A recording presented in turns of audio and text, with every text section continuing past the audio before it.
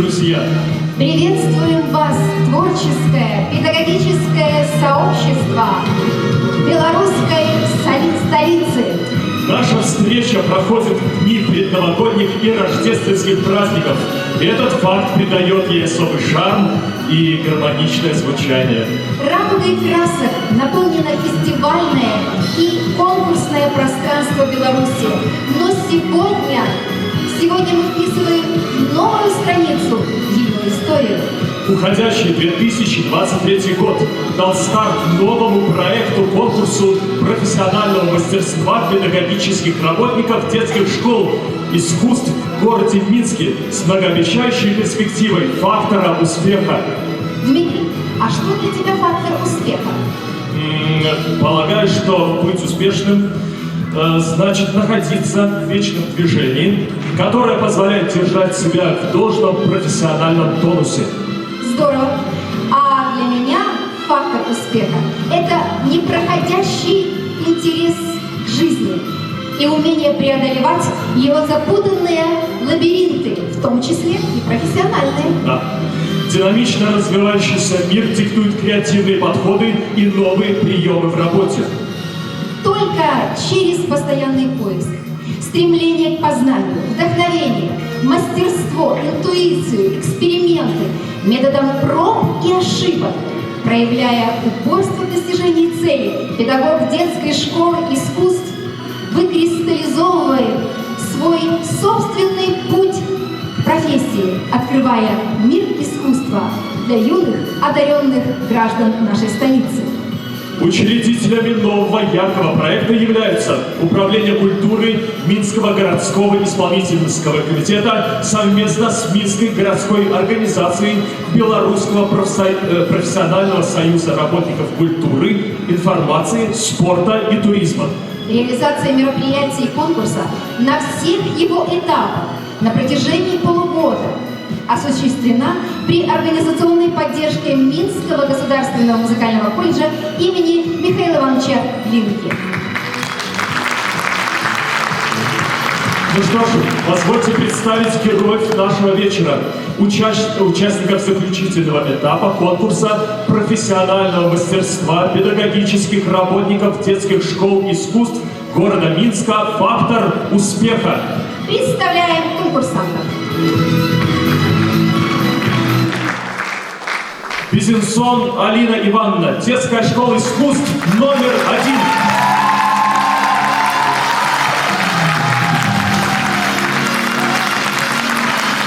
Ильина Марина Борисовна, детская музыкальная школа искусств номер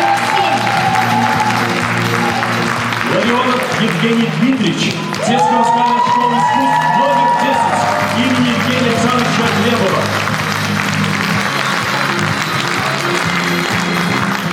Вингевич Наталья Александровна, детская музыкальная школа искусств номер 1 имени Ларисы Панфеевны Александровской.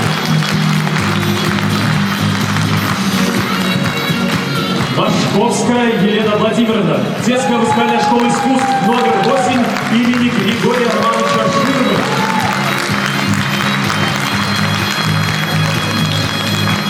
Николаева Олеся Александровна, детская музыкальная школа искусств номер 13. Свириденко Светлана Викторовна, детская музыкальная школа искусств номер 7.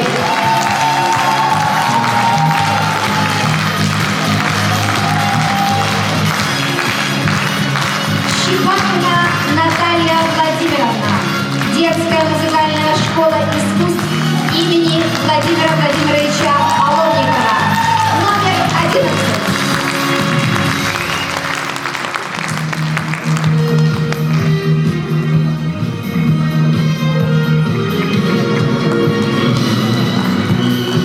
Слово для приветствия предоставляется начальнику управления культуры Минского городского исполнительного комитета Брелю Виталию Петровичу. Встречаем.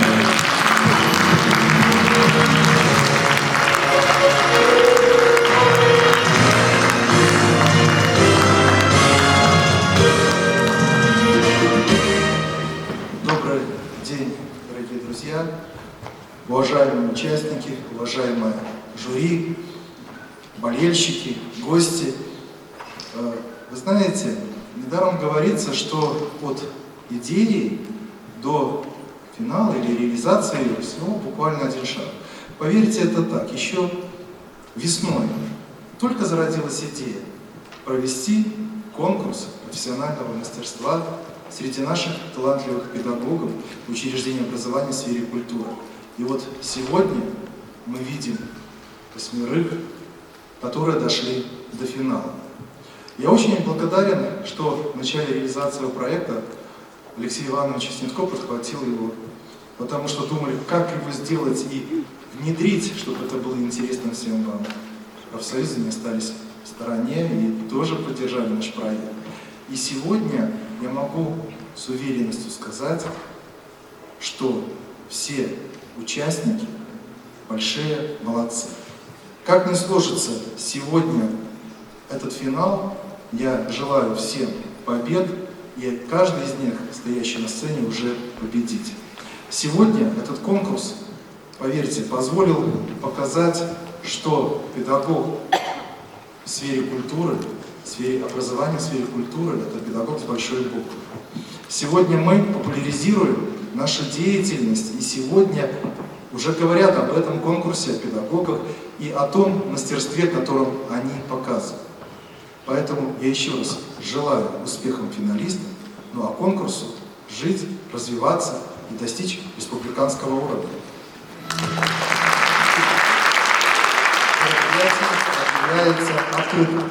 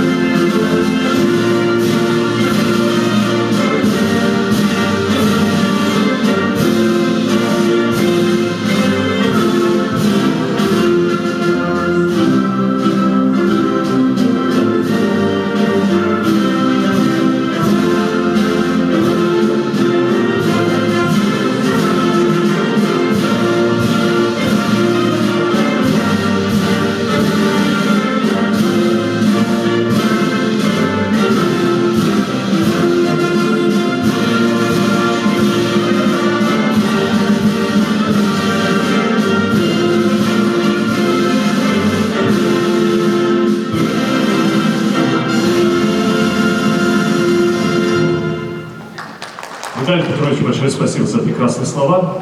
Просим занять место в зрительном зале. А конкурсантов приглашаем для подготовки к выступлению и желаем успеха. Стремимся к фактору успеха, дорогие конкурсанты.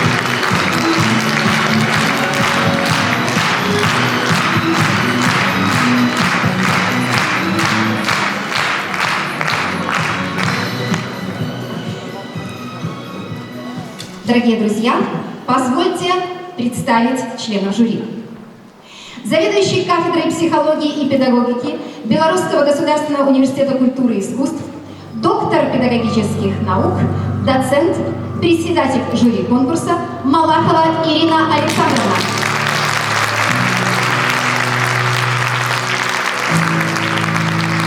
Заместитель начальника отдела учреждения культуры, управления культуры Минского городского исполнительного комитета Баранок Светлана Александровна.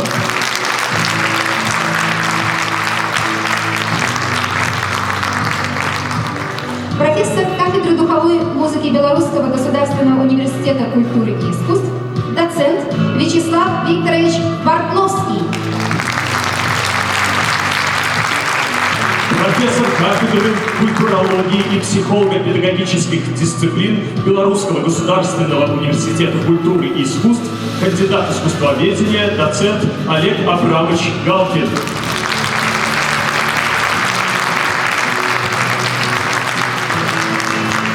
Декан факультета эстетического образования Белорусского государственного педагогического университета имени Максима Танка, кандидат педагогических наук, доцент Светлана Михайловна Кабачевская.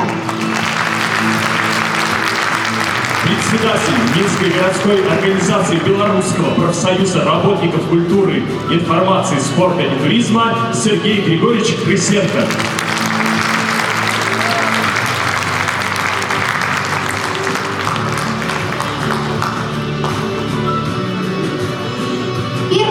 проректор Белорусской государственной академии музыки, кандидат искусствоведения, доцент Лидия Викторовна Скачко.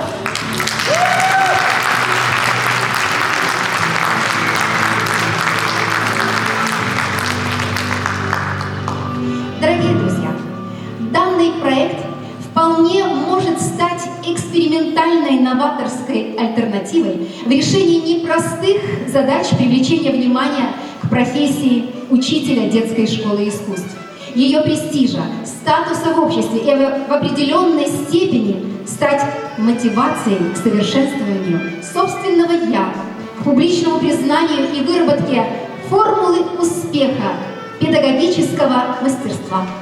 И открывает конкурсную программу Линкевич Наталья Александровна, учитель детской музыкальной школы искусств номер 1. Но прежде внимание на экран.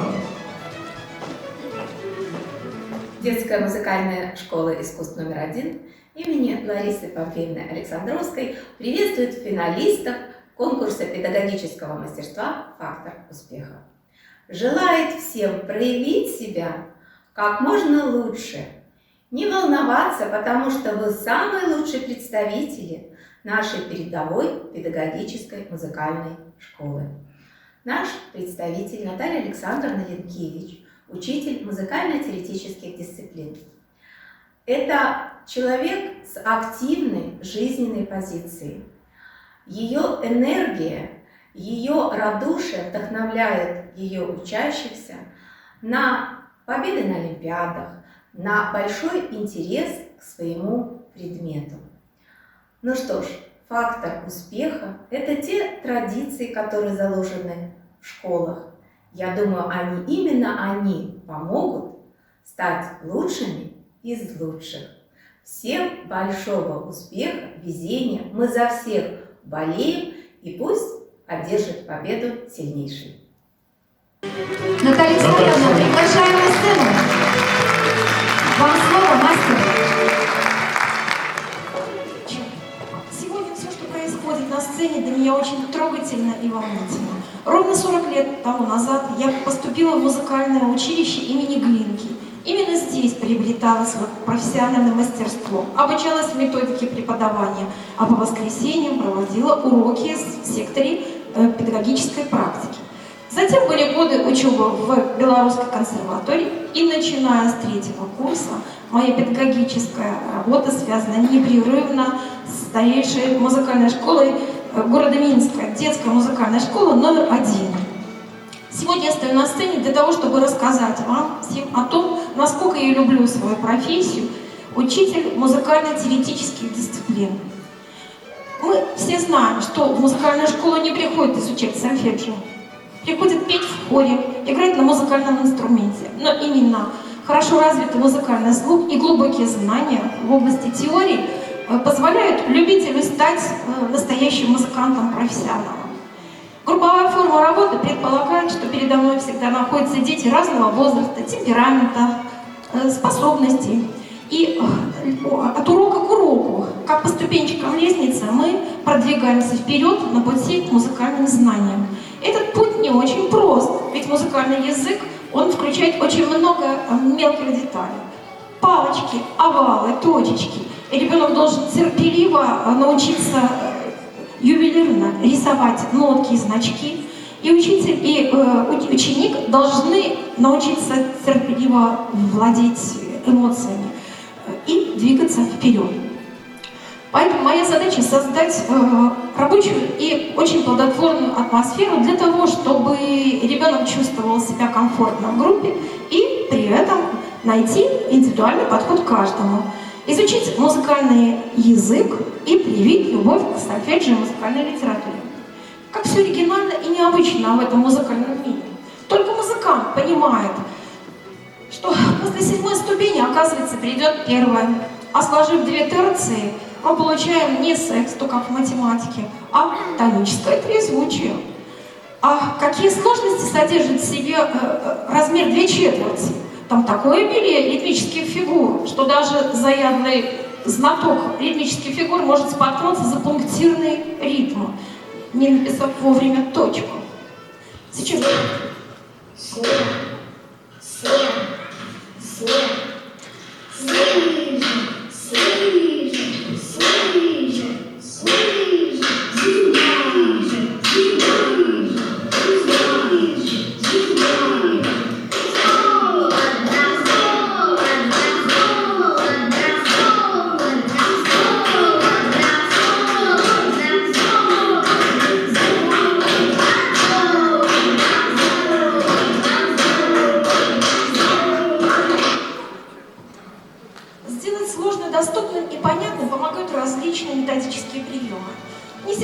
что цветное восприятие воспринимается лучше и запоминается качественнее. Поэтому на своих занятиях использую большое множество картинок, раздаточных материалов, схем, таблиц и опираюсь на эмоциональное и цветное составляющее.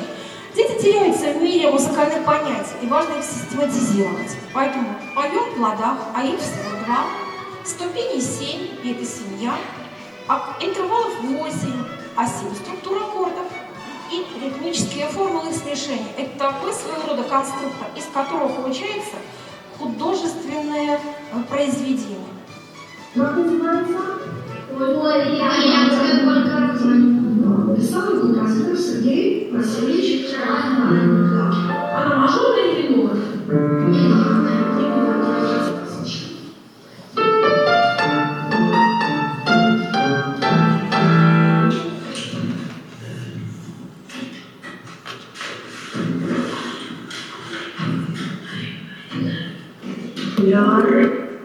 На пути от простого к сложному важно показать ребенку алгоритм действий для получения единственно правильного ответа. Современные дети активны. Их клиповое мышление требует от учителя искать разнообразные формы закрепления материала. Они должны быть очень интересными и обязательно эффективными. Не было сольфеджио и музыкальной литературе. С одной стороны, я бы мог успевать больше, мне еще уроки там надо делать, и у меня еще миллион кружков. Но все-таки я это не я без сольфеджио. Можно узнать что-то новое в музыке. Сольфеджио — это как музыкальная математика. Я Вероника.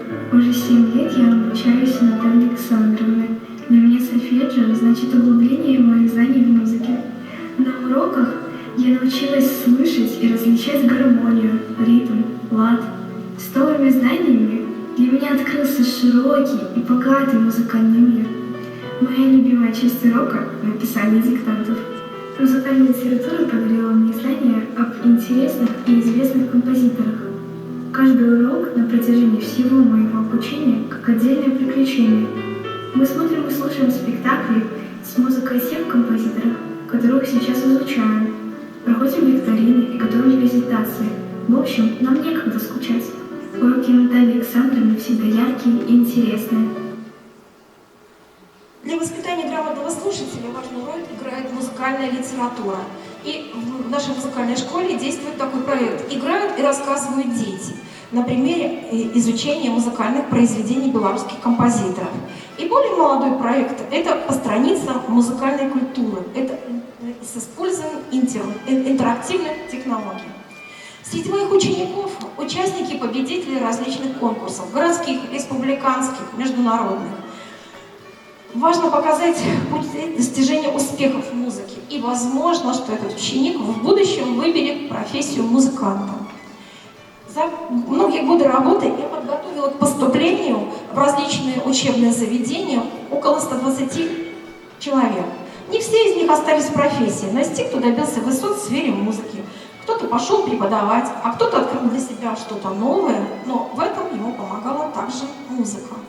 И сегодня, когда я хожу в стены музыкального колледжа, у нас наша дружная творческая семья выпускников вот так активно и радостно встречает и проводит время секунд радости.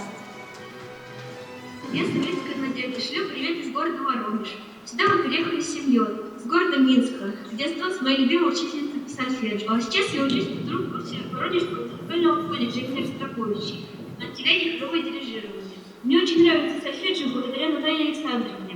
В следующем году я планирую учиться на 2 отделениях, на теоретическом и на хоровом. В будущем я хочу стать хоровым дирижером и теоретиком и писать гармонизации, приложения и аранжировки для хора. Второй блок моей профессиональной работы – это руководство городской методической секции по специальности музыкально-теоретические дисциплины, начиная с 2006 года. Своей задачей вижу в поддержке молодых специалистов музыкальной профессии, в оказании методической помощи учителям, обмене педагогическим опытом, организации и проведении разнообразных мероприятий. Начиная с 2016 года в рамках Минского открытого городского конкурса «Дебют» появилась новая номинация «Композиция», в которой я являюсь ответственным секретарем. Кроме того, являюсь инициатором олимпиад для учащихся разных классов. Их цель – повысить интерес именно юных музыкантов к изучению музыкально-теоретических дисциплин. Такие проекты, как музыкальная игра Олимпиада «Музыкальный эрудит» несколько раз проходила в течение моего опыта в качестве руководителя городской секции. В этом году прошла многочисленная и пользующаяся спросом теоретическая олимпиада «Златогорская радуга». Интересным является творческое общение с коллегами из России. Всероссийский конкурс музыкальной диалогии Санкт-Петербург, работа в жюри и непосредственно в создании музыкальных упражнений. Музыкальный лабиринт Нижний Новгород, олимпиада, которая направлена на определение слуховых навыков учащихся. В этой олимпиаде из 240 участников около 100 было из Минска и Беларуси. Дважды была региональным координатором международного проекта «Всеобщий музыкальный диктант». Это очень интересная акция, потому что позволяет любому желающему принять участие в написании одного или нескольких диктантов, при этом самому выбрать уровни написания. Что очень радует, что рядышком в одном помещении могут писать диктант и ученики, и учителя. Я думаю, что этот пример очень полезен детям. И один из старших участников, это был человек со стажем, 75-летний, получил диплом о отличниках, об выполнении отличного написания диктанта. Сотрудничество с музыкальными колледжами бывает очень разным. Это и международные, и методические конференции, и вот вы видите посещение уроков в школе, в секторе педпрактики. И различные городские заседания в различных формах. Мы еще сейчас нашли такую новую интересную форму, которая называется семинар-практикум.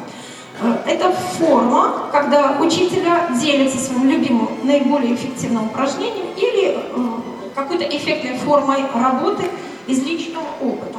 Последнее заседание было около 3 часов, в нем принимали участие 20 человек из 17 школ города Минска.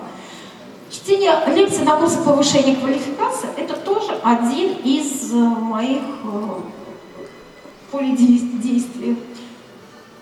Сейчас вы услышите, что очень хочется вас поблагодарить за то, что вы передаете свой опыт, но самое главное, вы передаете вкус, любовь, желание вот это вот все узнать и с радостью, с любовью практиковать эти все навыки теоретические, музыкальные.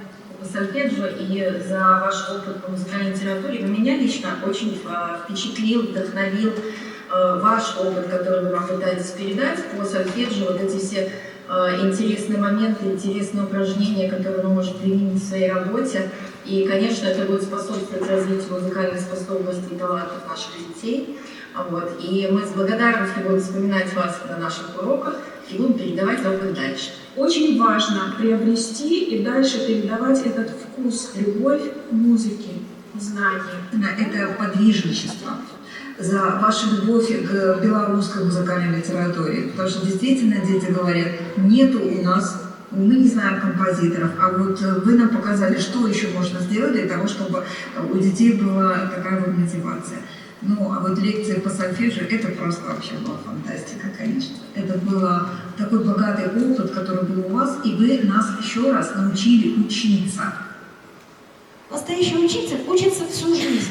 Это мне очень актуально и интересно. Очень хочется, чтобы молодое поколение учителей подхватило эту профессиональную увлеченность. Мечты сбываются. Сбылась и моя детская мечта. Когда меня в детстве спрашивали, кем ты будешь, я упорно твердила 2 слова – дети и музыка. В 8 классе пришлось выбирать между фортепианным отделением и теоретическим, но выбор был очевиден. Дело в том, что моя любимая учительница по сольфеджио, которая была теоретиком во 2-м поколении, настолько зажгла во мне любовь к музыке и к развитию музыкального слуха и мышления, что меня это вдохновляет и сейчас.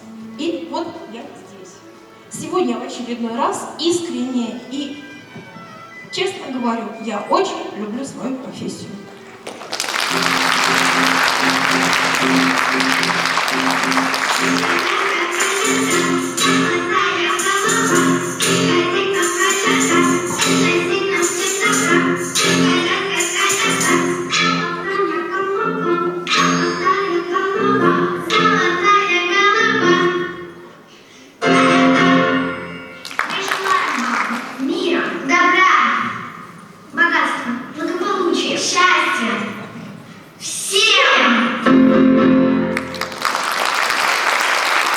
Александре, большое спасибо за этот содержательный спич, а мы продолжаем.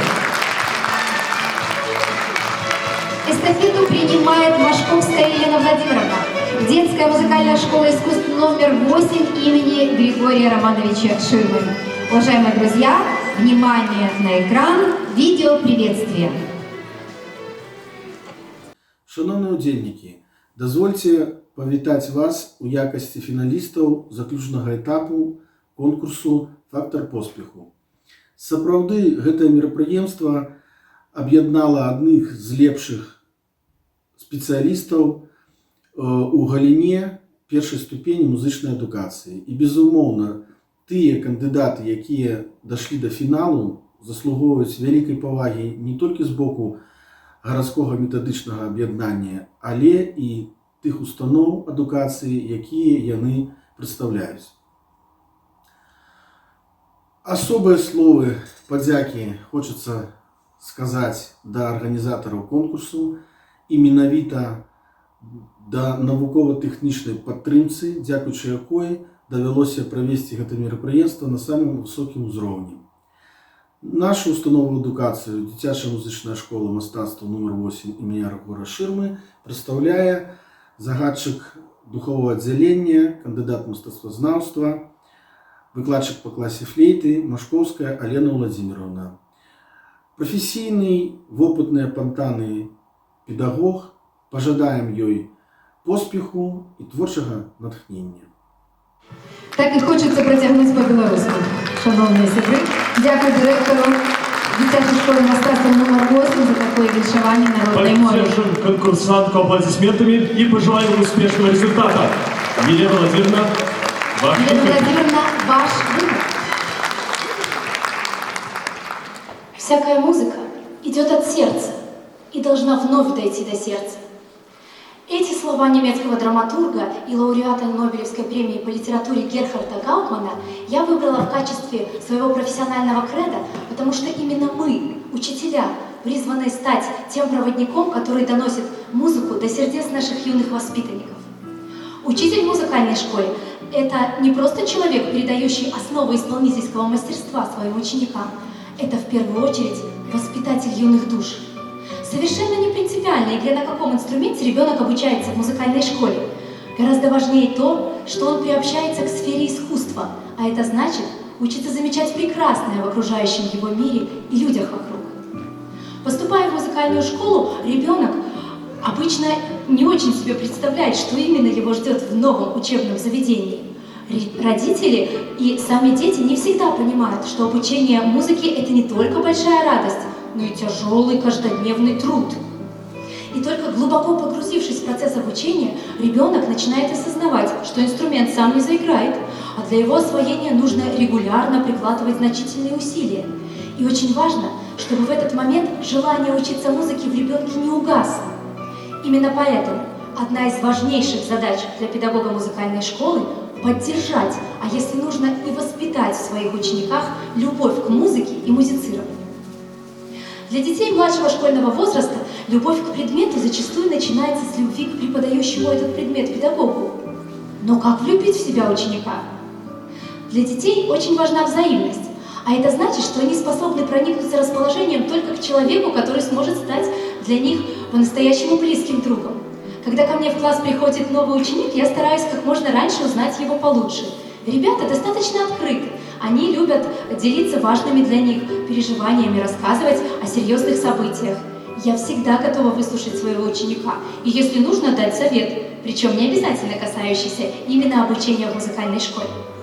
Не секрет, что воспитать ребенка можно только собственным примером. Учиться быть честным, пунктуальным, ответственно относиться к своим заданиям ребенок должен на примере своего педагога. Я никогда не обманываю своих учеников и прошу их поступать так же. Если же мой ансамбль разучивает новое произведение наизусть, я, как правило, первая начинаю играть свою партию без нот. Начальный этап подготовки юных исполнителей на духовых инструментах связан с формированием целого ряда специфических исполнительских навыков. В их ряду одним из важнейших является правильное исполнительское дыхание. Его постановка – это долгий, трудоемкий процесс. Для того, чтобы как-то его разнообразить и облегчить, я активно ввожу на занятиях со своими учениками различные игровые формы работы. В качестве примера я хотела бы показать свое авторское упражнение «Заводная кукла», направленное на выработку навыка правильного исполнительского вдоха. Наша кукла идет. Завод заканчивается. Тяжело вздыхая. Не могу идти. Я тебе сейчас помогу. Завожу. С надеждой. Я сейчас смогу войти. Еще завожу. Радостно. Ура, не могу идти. Идем.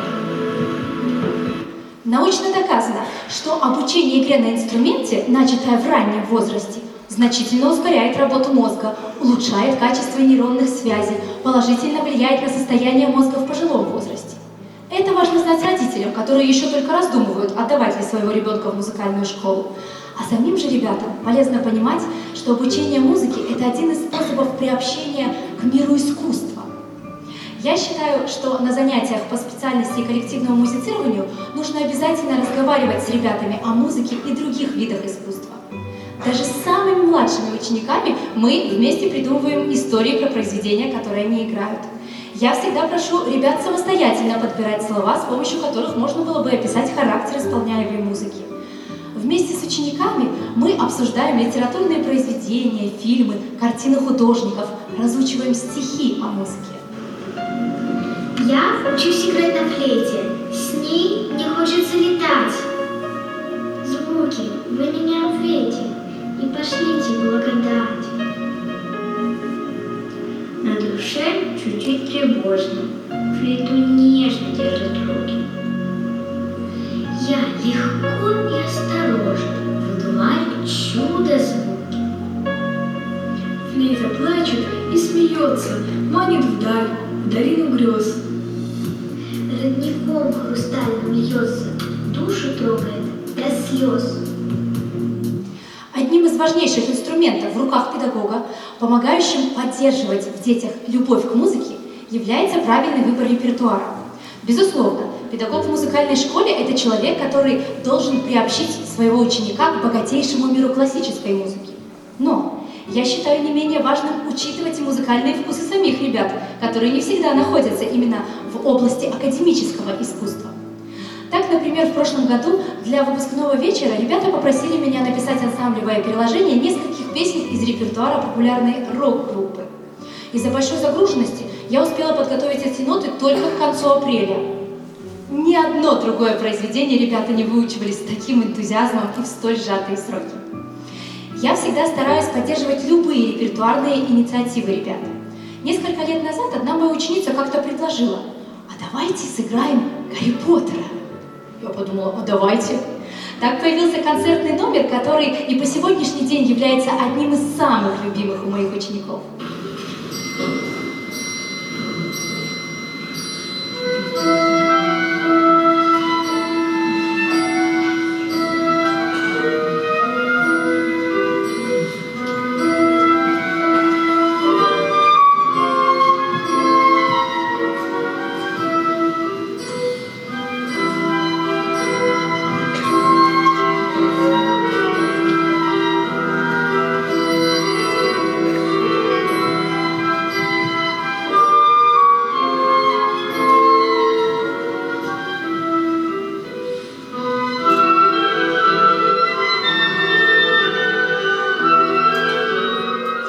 А сейчас я хочу пригласить на эту сцену мою выпускницу, Дашу Федотову.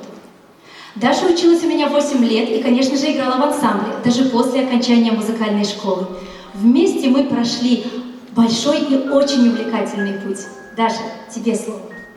Добрый вечер. Сегодня хочу поделиться с вами тем, чему меня научила музыкальная школа и, конечно же, мой учитель. Первое, что я усвоила благодаря музыке, это умение видеть за пределами доступного. Когда я стала изучать музыку, я поняла, что это очень сложный и многогранный феномен. И разгадывая этот музыкальный код, я поняла, что окружающий меня мир тоже не так прост. Еще один урок, который я усвоила, когда стала играть в ансамбле, это умение чувствовать других людей через музыку. Когда вы общаетесь не посредством слов, но звуков, вы начинаете понимать друг друга на абсолютно другом уровне. И, наконец, Музыка научила меня триумфу от маленьких побед.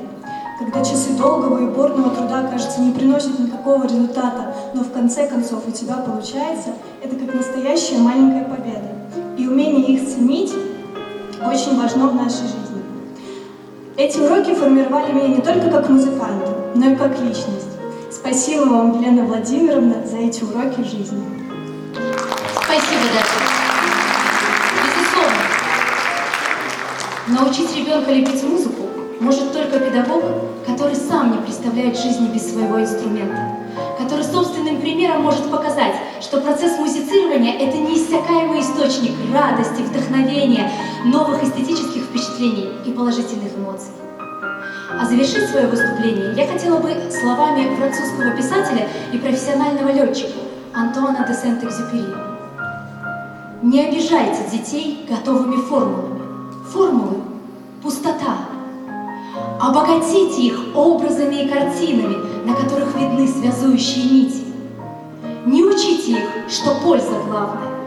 Главное – воспитание в человеке человечества. Спасибо. Елена Владимировна Машковская, спасибо, учитель, за ваш обстоятельный рассказ. Спасибо. Следующая конкурсантка Щепакина Наталья Владимировна, учитель детской музыкальной школы искусств номер 11 имени Владимира Владимировича Оловникова. Вам слово. Внимание на экран. Добрый день, уважаемые коллеги. Детская музыкальная школа искусств номер 11 имени Владимира Оловникова приветствует финалистов конкурса «Фактор успеха». Особую гордость для нас вызывает тот факт, что в финале сотрудник нашей школы. Это учитель теоретических музыкальных дисциплин Наталья Владимировна Щепакина. Среди ее учеников много призеров и победителей музыкально-теоретических олимпиад и конкурсов. Уроки отличаются интересной подачей материала и нацеленностью на результат. Особо хочется отметить, что Наталья Владимировна является исследователем искусствоведения, закончив аспирантуру Академии музыки под руководством профессора Екатерины Николаевны Дуловой. Количество специалистов такого уровня в музыкальных школах сравнительно невелико. Мы чрезвычайно ценим и гордимся работой Натальи Владимировны и желаем ей победы. Наталья Владимировна, ваша сцена.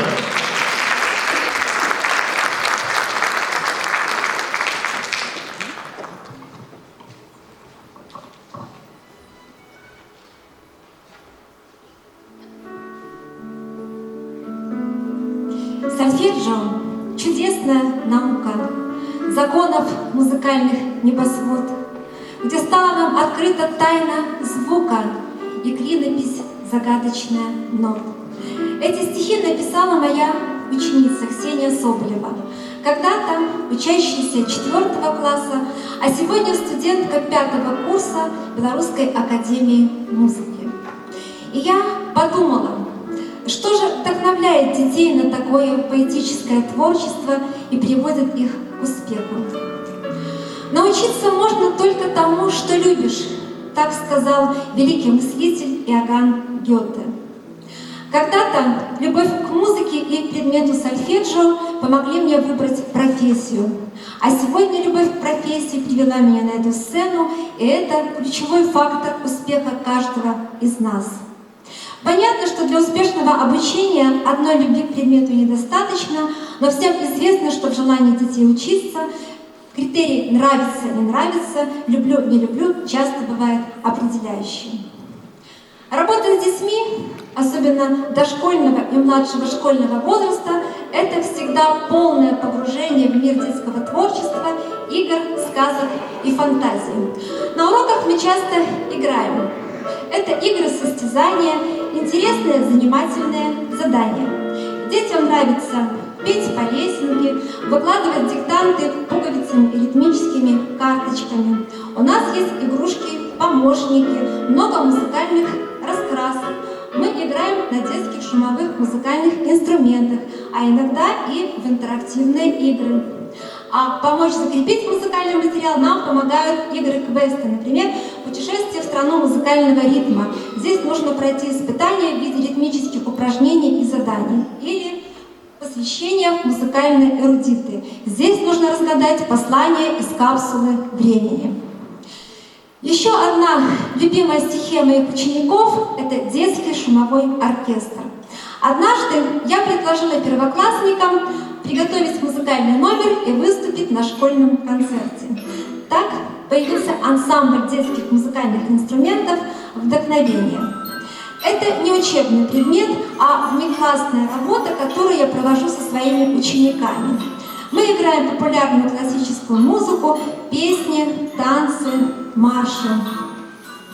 Я убеждена, что такая форма музицирования полезна и необходима юным начинающим музыкантам. Ребята учатся играть на сцене, играть в ансамбле, слушать музыку, играть выразительно. Они учатся слушать классическую музыку, знакомиться с музыкальными жанрами и стилями. Возраст участников нашего ансамбля обычно примерно от 5 до 9 лет. Ребята постарше исполняют произведения или партии посложнее, но для них это не только игра, а интересная творческая работа. Им нравится экспериментировать со звуком, и они охотно помогают мне в аранжировках. А сейчас для вас в исполнении ансамбля «Вдохновение» прозвучит новогодняя песенка.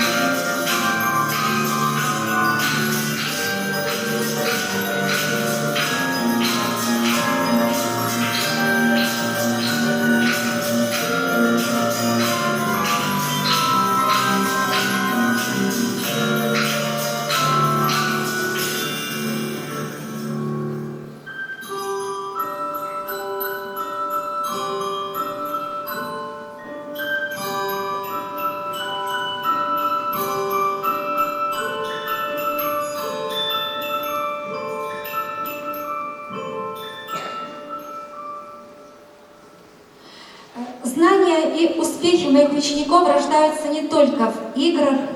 В моей методической копилке много материалов, которые позволяют решать любые учебные задачи. Для меня важно, чтобы мои уроки были не только интересными, но и понятными, полезными и эффективными. А когда все получается, приходит интерес и любовь к предмету. А сейчас слово ученикам. На уроке сольфеджио мне нравится делать задания в рабочей тетради, а еще решать головоломки. Чем сложнее, тем лучше и интереснее. Наталья Владимировна добрая, но очень требовательная. А еще она придумывает интересные игры и понятно все объясняет. А мне очень нравятся лингвические диктанты. Это мой самый любимый урок. Я очень люблю на него находиться и познавать разные темы. Еще очень интересно участвовать в разных олимпиадах и их проходить. Я люблю. Я радуюсь, когда ученики хотят изучать мои предметы, участвуют в олимпиадах и показывают высокие результаты.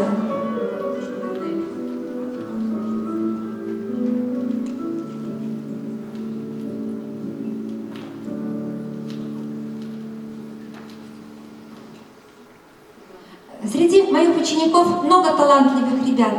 Они успешно оканчивают музыкальную школу, а некоторые из них выбирают музыку своей профессии. И я предоставляю им слово. Известно, что за успехом каждого музыканта стоит вклад их педагогов. Именно таким педагогом для меня являлась Наталья Владимировна Щепакина. Она преподавала у меня такие дисциплины, как сольфеджио и музыкальная литература. Я считаю, что она является профессионалом своего дела, так как даже в дошкольном возрасте ее уроки всегда были очень интересны для меня, разнообразны и понятны. Мне всегда хотелось приходить на ее уроки снова и снова и получать новые знания и эмоции. И я очень благодарна, что именно она являлась моим наставником в этот период обучения. Наталья Владимировна – это не только отличный преподаватель, который легко и доступно объяснит тебе любой материал по сольфеджио и терпеливо подождет, пока ты его усвоишь, но еще это отличный человек, который тебя поддержит в любых твоих музыкальных начинаниях. Материалы, которые Наталья Владимировна готовила для меня, для моей самоподготовки, для моей самопроверки, для моей домашней работы, до сих пор лежат у меня в шкафу, в папочке, я до сих пор ими пользуюсь, когда хочу улучшить свои навыки в сольфеджио. Например, музыкальный слух или интонирование. Так что я очень рада, что такой человек, такой педагог оказался на моем музыкальном творчестве. Сольфеджио – чудесная наука, законов музыкальных небосвод, где стали нам известны тайны звука и клинопись загадочная нота. И вынос, будто сказочная фея, открыв нам неземную глубину, последует Эвридики и Орфея, идете в музыкальную страну. Наталья Владимировна – один из уникальных преподавателей, которые заинтересовывают ребенка своей искренностью, добротой, энтузиазмом и любовью к своему делу. На ее уроках всегда было полно творчества. И благодаря ее профессионализму и умению преподавать урок как игру нам всегда было интересно, а самое сложное осваивалось легко. Наталья Владимировна влюбляет в себя целиком и без остатка. Научить можно только тому, что любишь. И тогда наша любовь к профессии станет фактором успеха наших учеников.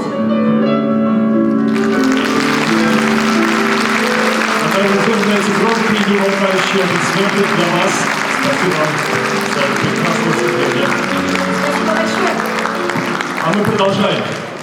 Приглашаем на сцену Свириденко Светлану Викторовну, учителя детской музыкальной школы искусств номер 7. Но сначала внимание на экран. Видео приветствие. Добрый вечер, уважаемые друзья и коллеги! Приветствую всех участников конкурса профессионального мастерства педагогических работников детских школ искусств города Минска «Фактор успеха». Большое спасибо Управлению культуры Мингорисполкома и Методическому центру учреждения образования Минский государственный музыкальный колледж имени Михаила Ивановича Глинки за организацию проведения первого педагогического конкурса, который дал возможность увидеть лучших учителей детских школ искусств столицы. Хочу представить вам Свириденко Светлану Викторовну, председателя городской методической секции по специальности струнные смычковые инструменты, заведующего отделением, руководителя образцового ансамбля скрипачей «Фантазия», учителя целеустремленного, творческого, обладающего не только профессиональными компетенциями, но и значимыми организаторскими способностями. Хочу пожелать Светлане Викторовне яркого творческого выступления, душевного эмоционального подъема и победы в конкурсе. Светлана Викторовна, зал вас ждет. Пожалуйста. Вам слово, мастер.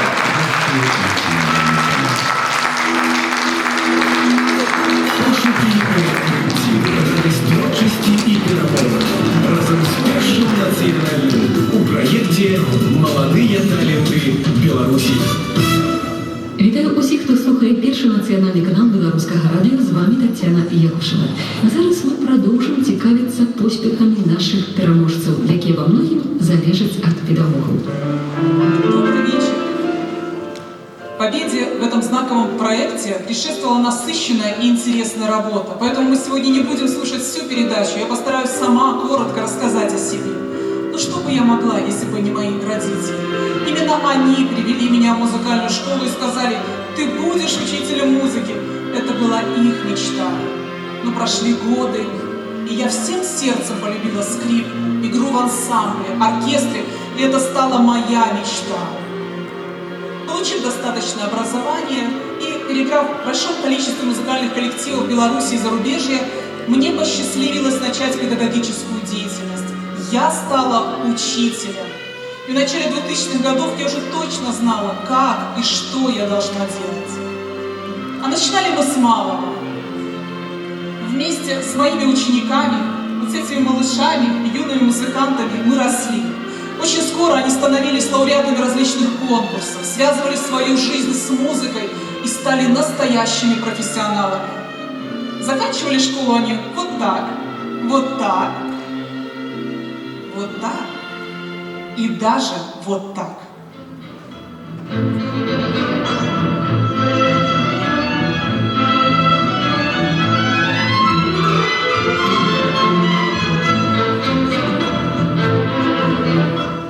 Я Ефремова Елизавета. Играю на скрипке и на данный момент обучаюсь на 4-м курсе струнного отдела Санкт-Петербургского музыкального училища имени Николая Андреевича Римского-Корсакова. Класс педагога Марины Джамилевны Бесчастной. Санкт-Петербург – очень атмосферный город. Обучение здесь дарит невероятные эмоции, множество конкурсов, концертов и различных мероприятий. До этого я обучалась в Минском городском музыкальном колледже имени Михаила Ивановича Глинки. Однако всех вершин, а именно участие в проектах, побед на конкурсах, участие в различных концертах, начиная Лошадской усадьбой и заканчивая Мариинским театром, не удалось бы достичь без помощи регулярных занятий, терпения, а также поддержки моего педагога из детской музыкальной школы номер 7 Свириденко Светланы Викторовны. Многочисленные концерты и конкурсы, взлеты и падения дали толчок к признанию музыки не только как профессии, но и неотъемлемой части жизни. Я очень благодарна Светлане Викторовне за то, что она открыла для меня мир звуков и музыки, мир чувств и эмоций, которые я могу выражать при игре на своем инструменте, на скрипке. А также я безумно благодарна за то, что она продолжает поддерживать меня и по сей день. И когда в 2007 году мне доверили руководство ансамблем скрипачей, передо мной открылась прекрасная возможность решать важную педагогическую задачу, как увлечь ученика, как влюбить его в музыку, в свой инструмент. Именно коллективное музицирование открывает широкую дорогу для решения этой важной задачи. Опыт, приобретенный ранее, позволил мне также расти как преподавателю, организатору. Мне была оказана честь быть ответственным секретарем 4-го Минского городского открытого конкурса исполнителей на струнных смычковых инструментах «Весенние струны». Проведение в столице этого замечательного мероприятия стало доброй традицией и желанным праздником для поклонников музыкального искусства. Весной этого года неизменно на базе детской музыкальной школы искусств номер 7 города Минска пройдет уже 10-й юбилейный конкурс. Вскоре я стала заведующей отделением своей школы, а в 2012 году назначена председателем методической секции по специальности струнные смычковые инструменты города Минска. Именно этот период, наряду с многочисленно организованными мастер-классами и творческими встречами с ведущими преподавателями Республики Беларусь и зарубежья, отмечен рядом проектов как городского, так и государственного уровня. Именно для участия в этих проектах был организован сводный ансамбль скрипачей и виолончелистов детских музыкальных школ искусств города Минска. Мне посчастливилось быть организатором и руководителем этого замечательного коллектива. Как итог педагогической деятельности, передачи на белорусском радио, публикация статей о творчестве в газетах, победа на городском конкурсе профессионального мастерства «Минский мастер-2018», благодарности и почетная грамота министра культуры Республики Беларусь. И работа не прекращается. В 2016 году ансамблю скрипачей «Фантазии» было присвоено почетное звание «Образцовый». Каждый в коллективе принимает участие независимо от личной степени музыкальной одаренности, принимает участие во всех концертных мероприятиях. Наш ансамбль – лауреат многочисленных конкурсов, а также обладатель 4 гран-при различного уровня конкурсных мероприятий. Каждый на пути к успеху в творчестве. Впрочем, пусть они сами расскажут о себе. Как говорил великий Александр Доргомышский, хочу, чтобы звук выражал слово. Итак, на сцене образцовый ансамбль скрипачей «Фантазия».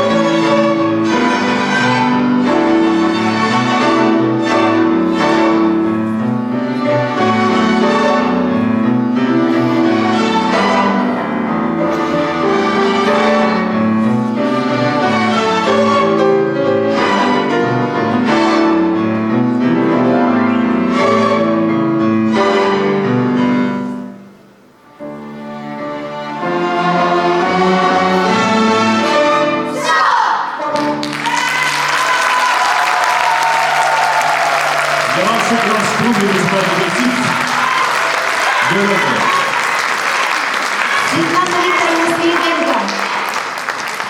А давайте возьмем за правило, дорогие друзья. Светлана! 3-4.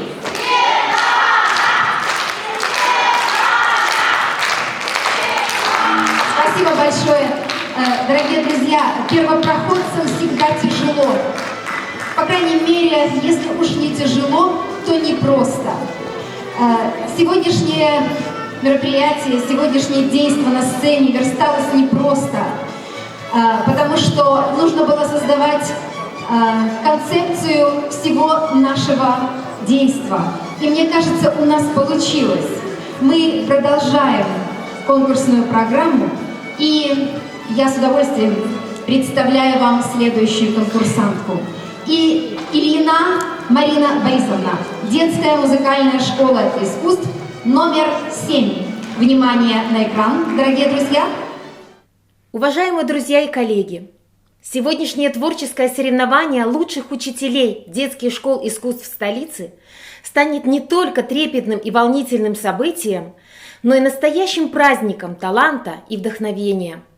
Большое спасибо Минской городской организации профессионального союза работников культуры, информации, спорта и туризма за внесенный вклад в организацию конкурса. Для нас особенно почетно представить еще одного финалиста конкурса Ильину Марину Борисовну, заведующего отделением теоретических дисциплин, талантливого, энергичного, открытого, искренне преданного своему делу учителя. фонтанирующего множеством творческих идей. Хочу пожелать Марине Борисовне уверенности в своем профессионализме, эмоционально-творческого вдохновения, успешного, яркого выступления и, конечно же, победы в конкурсе. Марина Борисовна, приглашаем вас на сцену и ваши мгновения признания педагогического мастерства. Есть мнение, Сухарь теоретик, но думать ты так не моги. Сухарь равнодушно пропустит твой яростный крик «Помоги!». Тритон, септаккорд и так далее стремимся мы крепко познать, чтоб знания мудреные эти огнем и мечом насаждать. Мы учим Бетховенов, Бахов, сонаты и фуги жуем, ночами нам грезятся квинты, горящие синим огнем. Наш путь не цветами усеян, слезами омыт каждый шаг. Порой погружаемся в дебри, из коих не выйти никак. Но веря в то светлое время, которое скоро придет, бредем, а в душе уповаем. Авось ученик нас поймет, что мы любим нелегкий и все же столь сладостный труд. И музе глубокой и гордой уста наши славу поют. Наш будущий класс видим светлым, в нем будем мы сексты учить, их строить и петь, и в романсах больших мастеров находить. Представьте, разве можно столь полную жизнь не любить? Автор строк «Оды теоретику» – мой преподаватель Надежда Федоровна Кириченко. 40 лет тому назад она написала ее специально для меня, для конкурса «А ну-ка, девушки», в котором я принимала участие, представляя теоретическое отделение Вологодского музыкального училища. Тогда только зарождалось мое представление о моей будущей профессии. Да, она будет сложной, но очень увлекательной и интересной. Очень символично. Через 40 лет я вновь стою на сцене. Я вновь читаю эти строки, которые для меня стали профессиональным гимном. Только сейчас за моими плечами огромный багаж знаний, опыта и все та же безмерная любовь к музыке. В жизни можно многого добиться, если угадать свое предназначение.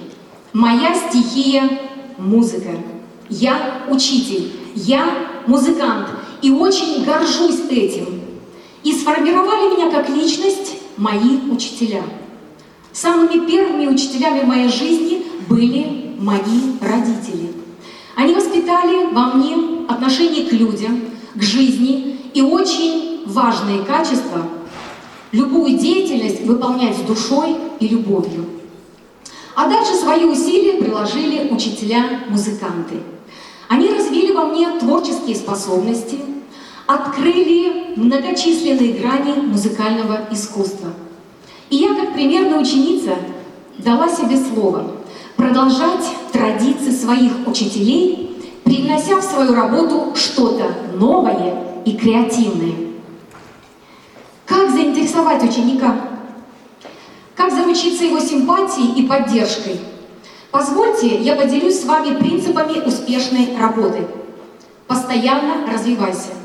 Делай все, чтобы предмет сольфеджио стал интересным и увлекательным для всех учеников класса. Придя в кабинет, подойди к зеркалу, улыбнись. Запомни выражение лица. Не приноси детям плохое настроение, не дави на них своим авторитетом. Будь искренней, дети это чувствуют и ценят. Преподавай энергично, жизнерадостно и артистично. Если дети смеются вместе с тобой, они будут бежать на твои уроки, принимая тебя и твой предмет. А сейчас отзывы моих учеников. Это предмет, без которого вот никак. Ну, значит, на фортепиано ты не поиграешь, ты собираешься писать диктант. И петь очень нравится. Особенно вот минорные песенки. Марина Борисовна — это очень хороший преподаватель. Она даже самую мелкую частицу очень хорошо объясняет. Главное понять этот урок. учительница наша самая добрая, самая веселая, самая любимая Марина Борисовна. Она нам поможет, она нам подскажет, она поддержит. С ней уроки всегда какие-то более яркие и интересные. Такие качества, как знание этого предмета, но больше всего артистизм. Индивидуально находится подход к каждому из учеников. То с на харизме, поддержкой все рассказывает. Марина Борисовна – это тот учитель, который может сделать самый скучный и тяжелый урок легким, веселым и интересным. Для развития к предмету привлекай учеников к участию в конкурсах и музыкально-теоретических олимпиадах. Участвуй в конкурсах вместе с детьми. Будь путеводной звездой для молодой души. Умей так преподнести материал урока, чтобы через много лет ребенок вновь смог пережить те самые чувства и воспоминания. Пятая симфония Бетховена. Звучит главная тема, которую все мы прекрасно знаем, из 4 нот. Я помню, как Марина Борисовна говорит: так судьба стучится в дверь. И я сижу маленький, меня накрывает некий трепет перед этой музыкой, и я смотрю на дверь и думаю, где же судьба, и когда она постучится. Сделать трудное легким, скучно и интересным ее особый дар. Уроки Марины Борисовны – это волшебный ключ, который открывает мир профессиональной музыки.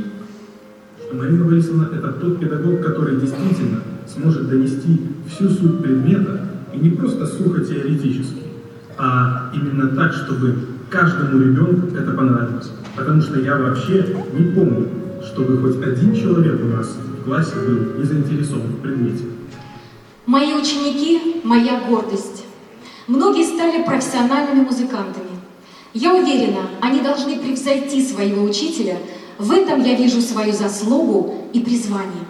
За долгие годы преподавания мне посчастливилось работать с очень талантливыми детьми. Они восхищали меня своим трудолюбием, позитивным отношением к жизни и к учебе. И пусть они не стали профессиональными музыкантами, но без музыки они не представляют свою жизнь. Одна из таких звездочек – Танечка Медведева, писатель, научный деятель и композитор. Я окончила музыкальную школу 19 лет назад, но до сих пор помню джазовые каноны, которые мы исполняли на уроках и джазовых конкурсах. И, конечно же, с теплом вспоминаю мои победы в олимпиадах по теории музыки и музыкальной литературе. Теперь я музицирую, сочиняю музыку вместе с моими детьми. А недавно даже записала 2 трека с командой профессиональных музыкантов. Но самое главное, что благодаря Марине Борисовне музыка всегда в моем сердце и в моем доме. Главным итогом коллективного музицирования на уроках сольфеджио под моим руководством 25 лет тому назад было создание вокальной группы «Bumblebees» при поддержке директора школы. Вначале группа состояла только из выпускников школы.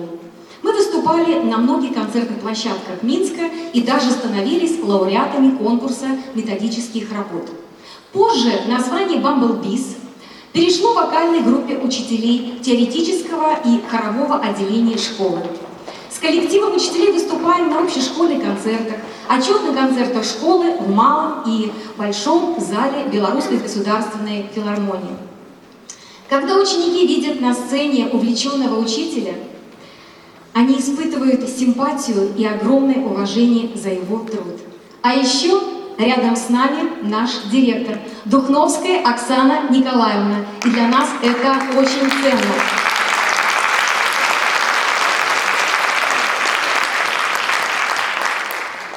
Начала я свое выступление со стихотворной оды теоретику, а заканчиваем мы наше выступление музыкальным гимном сольфеджио.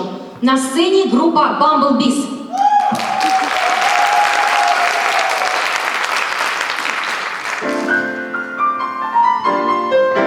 До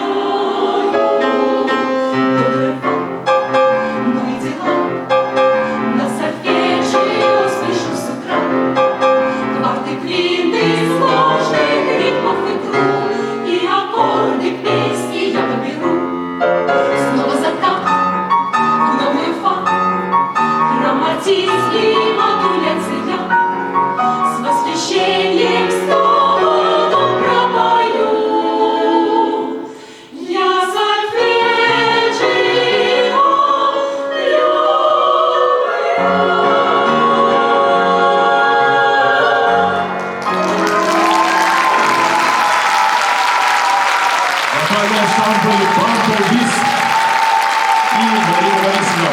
Благодарю вас за прекрасное выступление.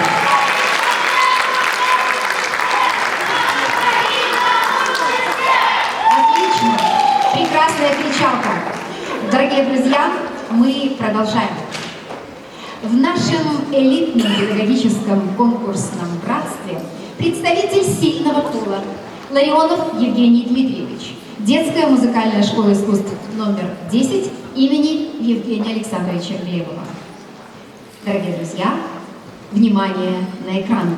Предпраздничные дни проходит яркое событие, третий тур конкурса «Учитель года».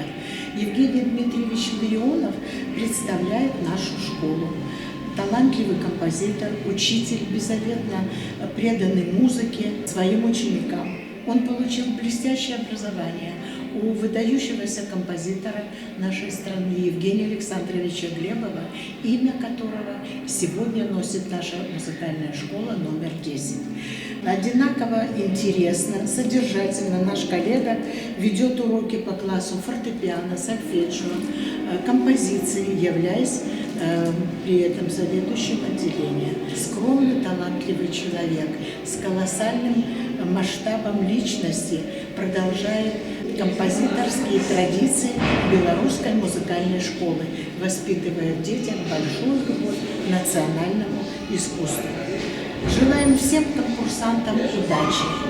Евгений Дмитриевич, уважаемый, дорогой, весь коллектив музыкальной школы номер 10 болеет и сопереживает вам.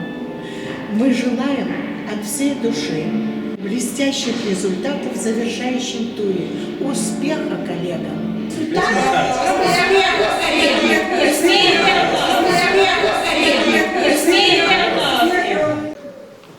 Мы вот так красиво проводили на конкурс своего педагога, своего коллегу, а мы сейчас встречаем его на сцене. Евгений Дмитриевич Ларионов, мастер, вам слово. Добрый вечер.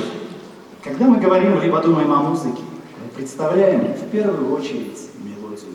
Красивая мелодия, красивая музыка. Такова традиция, в которой мы живем. Традиция, в которой голос – самый совершенный инструмент. Все остальные инструменты ему лишь подражают. Скрипка, виолончель, флейта, фагот, фортепиано и даже туба. И вот представьте себе ситуацию. Вас назначают руководителем детского ансамбля, инструментарий которого, а он поистине велик, это разные.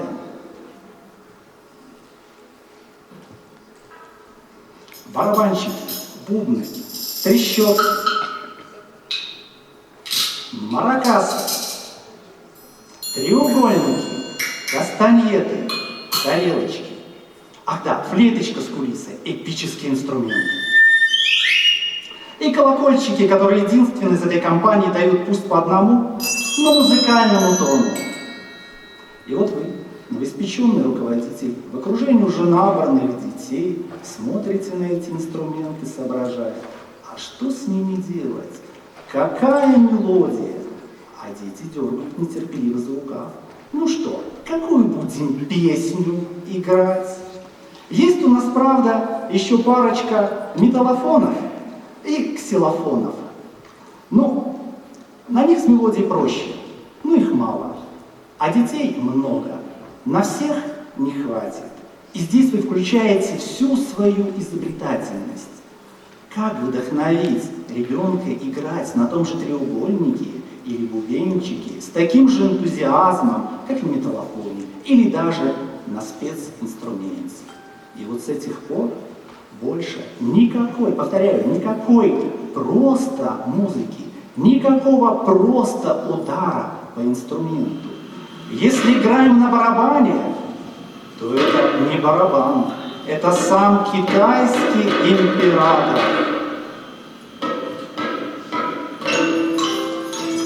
Если играем на колокольчиках, это не просто колокольчики, а самые, что ни на есть, церковные колокола, перезвон которого слышен на всю округу. Если играем «Тихую ночь» Франца Грубера, то бубенчики — это не бубенчики, а скрипящий под ногами снег в Рождество. а те же колокольчики — это звезды, по которым три волхва добрались до Ислей с младенцем Христом. А есть еще и живописный пейзаж, словно чайки над волной. Чайки — это флейточка с кулиской.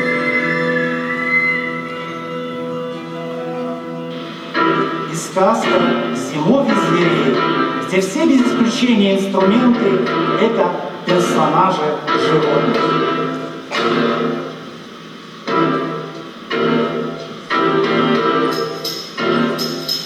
И как эти звери из сказки, что решили догнать лето, так и мы все время догоняли мелодию, пока наконец не поняли, что нужно делать что-то свое, что наша сила в ритме. И вот из всего этого и появился ансамбль оригинального направления, который получил свое название «Шумовичок». За много лет существования ансамбля сменилось не одно поколение детей. Ансамбль является многократным лауреатом как республиканских, так и международных конкурсов. И вот однажды повзрослевшие шумовички не ушли с ансамбля. И так появился еще один ансамбль для подростков. Хатка на колах, домик на колесах. Мелодических инструментов стало в достатке, а ритмические принципы остались прежними. И вот сейчас я хотел бы погрузить вальс в нашу ритмическую кухню. Я убежден, что даже самые сложные ритмы можно освоить, используя метод подтекстовки. Главное — это ее хорошо продумать. А хорошо продуманная подтекстовка должна, по моему мнению, отвечать 3 условиям. Первое. Она должна эмоционально заряжать. 3 слова всего. Дай, снега и еще. Заряжает тематикой зимних игрищ. Снежки, санки, коньки. Второе. Подтекстовка должна состоять из ровно чередующихся слогов, что обеспечивало бы ровный пульс музыки. Ровный вальс восьмушки «Дай снега дай» с остановки в каждой строчке подчеркнуто. Это четвертушка. А так все ровно. Дай снега дай, дай снега дай, дай снега дай. И все ровненько. Дай снега, дай еще, дай снега, дай еще. Остановочка только на «що». И, наконец, 3 условие. Слова и слоги в подтекстовке располагаются так, чтобы акцентировать необходимые ритмические фигуры. А ритмическая фигура у нас зашифрована во всех словах «дай» и в последнем слоге «що». Итак, давайте внимательно ее прочитаем и ритмично ее произнесем. Вначале я. Дай снега дай, дай снега дай, дай снега дай, дай снега дай еще, дай снега дай еще. Попробуем? 1, 2, 3. Дай снега дай снега дай снега дай снега дай еще, дай снега дай еще. Ну, в принципе, неплохо. А сейчас давайте прохлопаем все слова, закрашенные красным цветом, приходящиеся на «дай» и последнее «що». Здесь что важно? Рот чеканит «дай», это хорошее такое взрывное слово, и приводит в движение руки. Я покажу. Дай снега дай снега дай снега дай снега дай еще, дай снега дай еще. И вместе. Дай снега дай снега дай снега дай снега дай еще, дай снега дай еще. Очень здорово. А сейчас давайте немножко живее. Хорошо? На 1, 2, 3, 4. 1, 2, 3, 4. Дай снега дай снега дай снега дай снега дай еще, дай снега дай еще. Я что-то немножко задумался. Или ритм простой, или метод реально рабочий, или все талантливые в зале музыканты. Хорошо, а давайте немножко вот музыкальности добавим. Первые 3 фразы на условной, негромкой громкости, а последняя фраза, вот, которая с сплошняком идет, на возрастающем крещендо. Усиливаем громкость так, чтобы на последнем «що» так хорошо ладошками приложиться, а все остальное ладошки бережем. 1, 2, 3, 4. Дай снега дай снега дай снега дай снега дай снега дай. Отлично. Вот. И я попрошу вас отнестись к этому с полной ответственностью. Ведь на кону не столько моя репутация как автора этого метода. Здесь дело все серьезнее.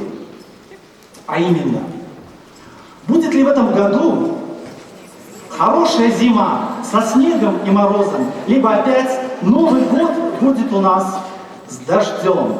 Поэтому я предлагаю вам совершить маленький обряд по вызову снега вместе с ансамблем «Хатка на полах». Попросим же у природы нормальную снежную зиму.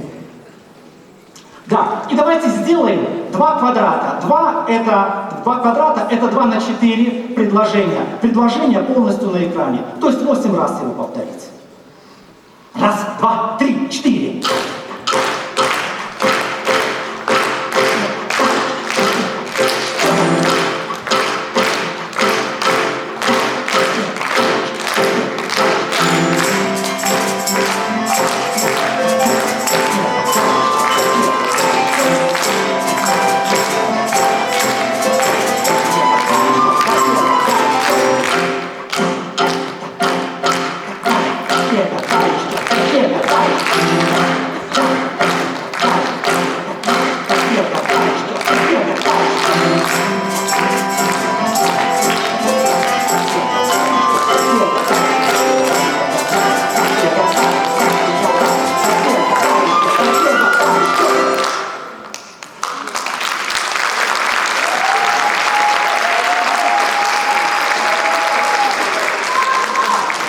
Я благодарю зал. Это очень здорово. Мне правда нет слов. Я не думал, что будет все так просто. И в завершении своего выступления я бы хотел вместе с ансамблем «Хатка на полах» исполнить заключительную часть своей пьесы для ансамбля «Первый пошел снежок» на ту же зимнюю тематику. Как я уже говорил, ансамбль «Хатка на полах» — это повзрослевшие шумовички, которые захотели идти своим путем. Вот они и пошли. Точнее, покатили. Ведь это же хатка на полах. 1, 2, 3, 4.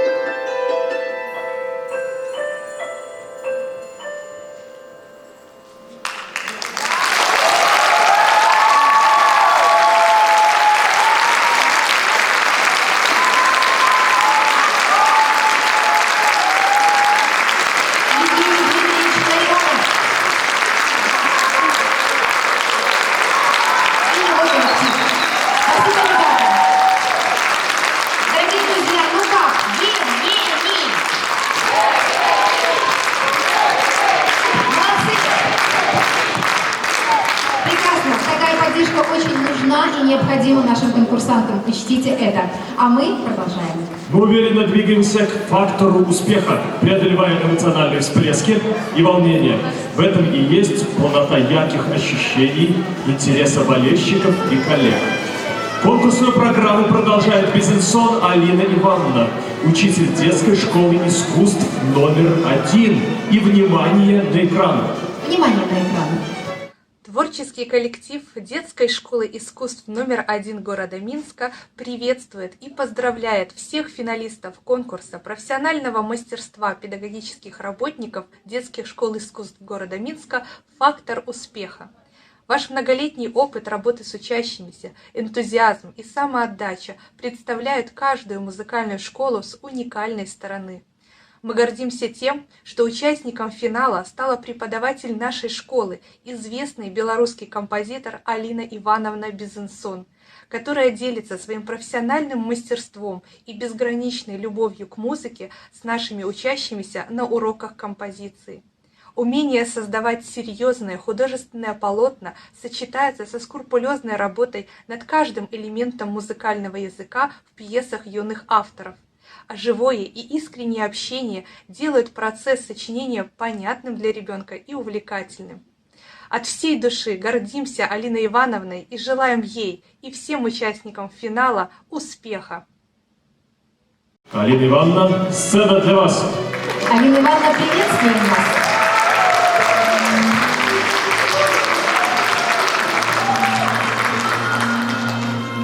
Я счастлива в выборе своей профессии и желаю счастья всем вам.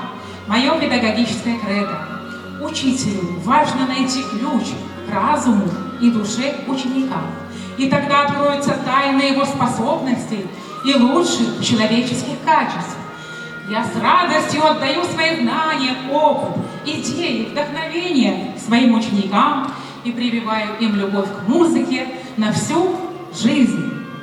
Главным компонентом моей программы композиции и методической разработки на высшую категорию развития творческих способностей учеников является освоение и взаимодействие классических форм и средств музыкальной композиции с современными техниками композиторского письма, применяемых не дифференцированно, а в комплексе. Я не загружаю учеников сложными терминами и правилами, объясняю понятно и тезисно, ассоциируя с яркими образами. Сейчас продемонстрирую. Сочинение музыки – это увлекательный процесс. Я разными способами погружаю учеников в творческую атмосферу. Усталый путник заблудился в темном лесу.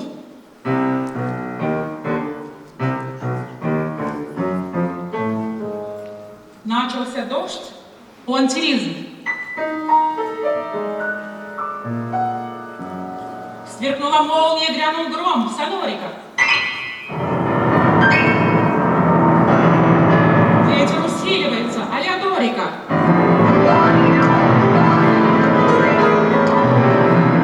Путник подошел к заброшенному дому. Постучал. Тишина. Осторожно открыл скрипучую дверь.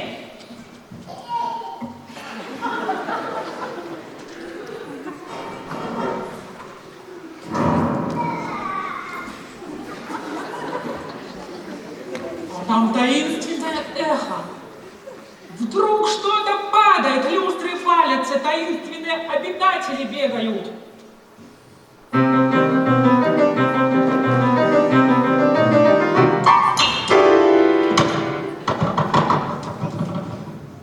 Вдруг открылся ящик.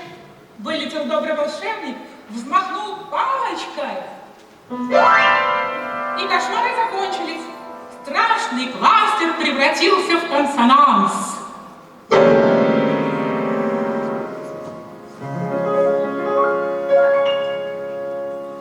Путник выбрался из заброшенного дома. Гроза закончилась, но слышны отдаленные раскаты грома. Сквозь облака пробиваются солнечные лучи.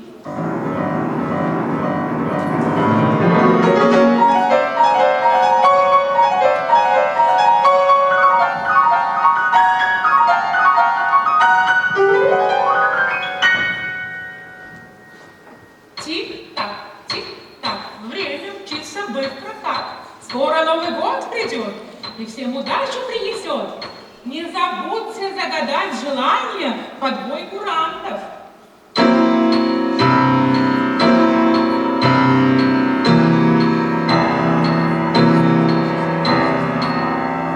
А сейчас ко мне присоединятся мои ученики Даша, Юля и Артур. И мы попробуем вас развеселить. Симпровизируем на тему белорусской народной песни «Запрягайте силы коней». Дашенька, изобрази, пожалуйста, цокот копыт и ржание коня. Юля, полиладовая гармония, звон бубенцов. Артур, остенада, фундамент. Поехали!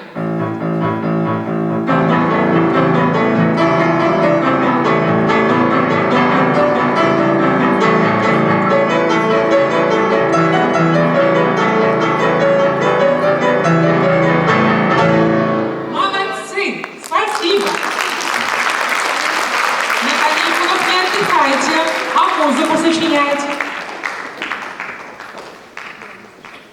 Какими современными техниками композиторского письма мы не пользовались?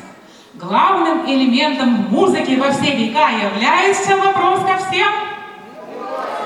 Конечно, мелодия, душа музыки. Я делаю все возможное, чтобы мои ученики с радостью приходили ко мне на уроки. Дарья Стрельмах с удовольствием участвует в композиторских конкурсах и побеждает. Она сочинила интересную образную сюиту «Муха-цокотуха», в которой множество приемов звукоизобразительных и лейтмотивов. Посмотрите, как счастлив ребенок, глядя в ноты своих произведений, набранных на компьютере. А вокальный цикл «Музыкальные инструменты» даже звучал на конкурсе «Дебют» «Самал, Казахстан» и в Московском доме композиторов на гала-концерте лауреатов международного конкурса имени Исаака Дунаевская. Мелодия вокальная очень такая запоминающая в аккомпанементе, кластеры, современные приемы.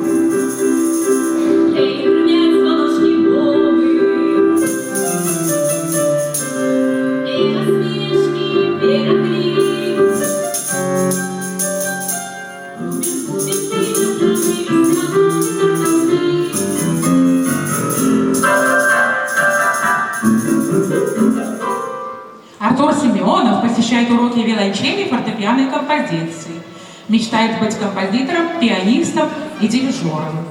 Концерты со своей семьей посещает часто. Его музыка глубокая и проникновенная. И я верю, что Артур будет композитором, потому что он не перестает удивлять меня каждый урок яркими, оригинальными идеями.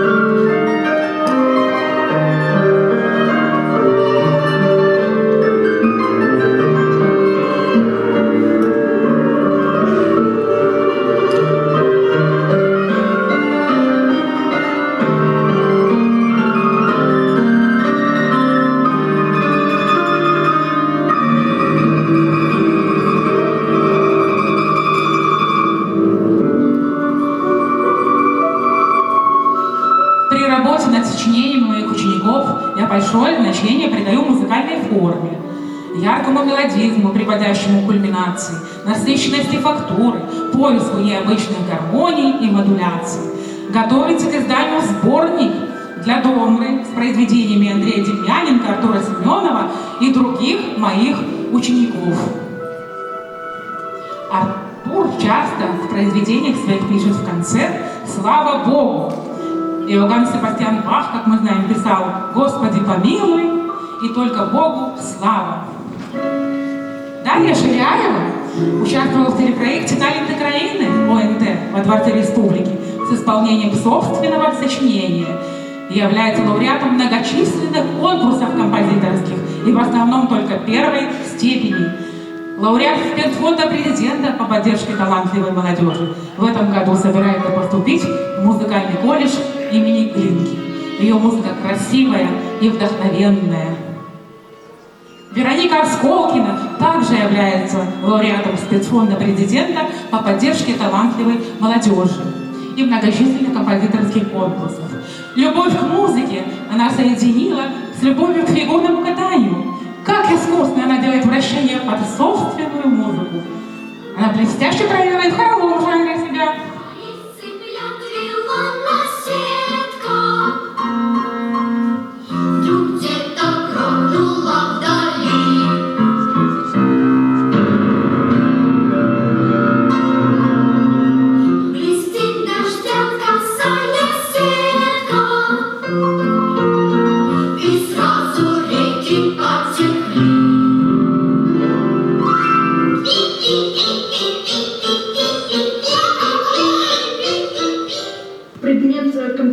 изменил мой выбор профессии. Раньше я мечтала стать врачом-ветеринаром, а сейчас я не представляю жизнь без музыки. Спасибо вам огромное, Алина Ивановна, что помогли мне сделать правильный выбор. Я очень счастлива учиться в этом замечательном музыкальном колледже.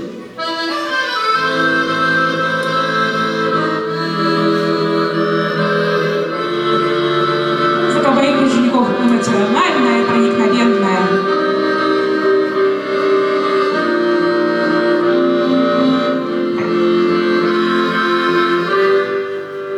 Сейчас Лиза сочиняет свиту о брошенных животных, любовь к которым у него соединилась с любовью к музыке.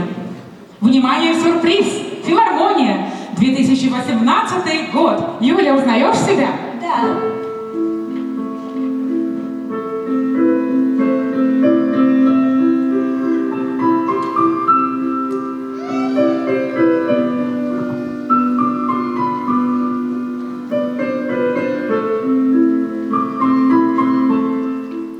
Твое произведение называется «Мечты». О чем ты мечтаешь в будущем? Я мечтаю стать композитором, мне нравится сочинять музыку. Я считаю, что человек должен заниматься тем, что ему нравится, именно тогда у него все получится.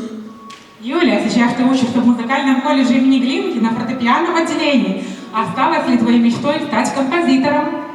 Я не знаю, состоюсь я как композитор или как пианистка, но могу с уверенностью сказать, что композиция — это то, что когда-то не дало оставить обучение в музыкальной школе.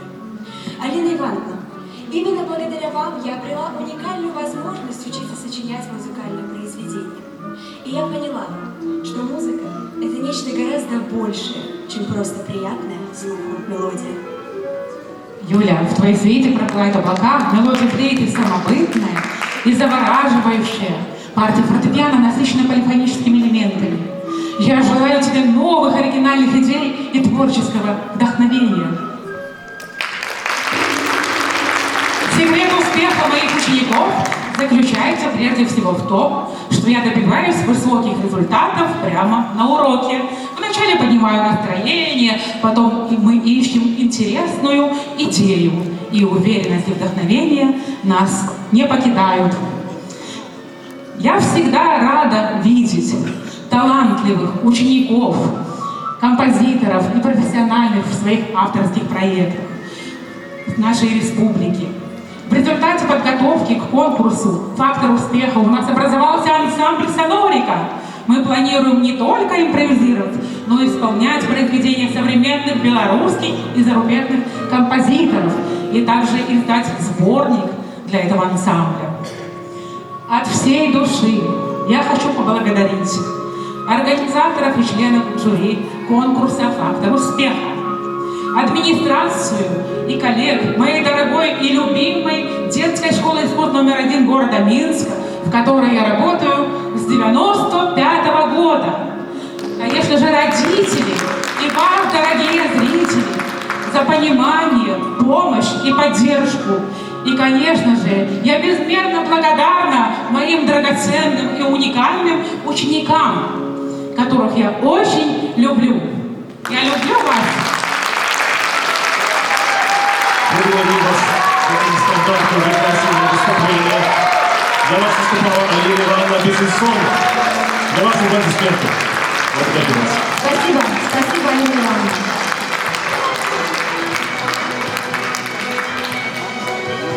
Мы с вами на пороге Нового года.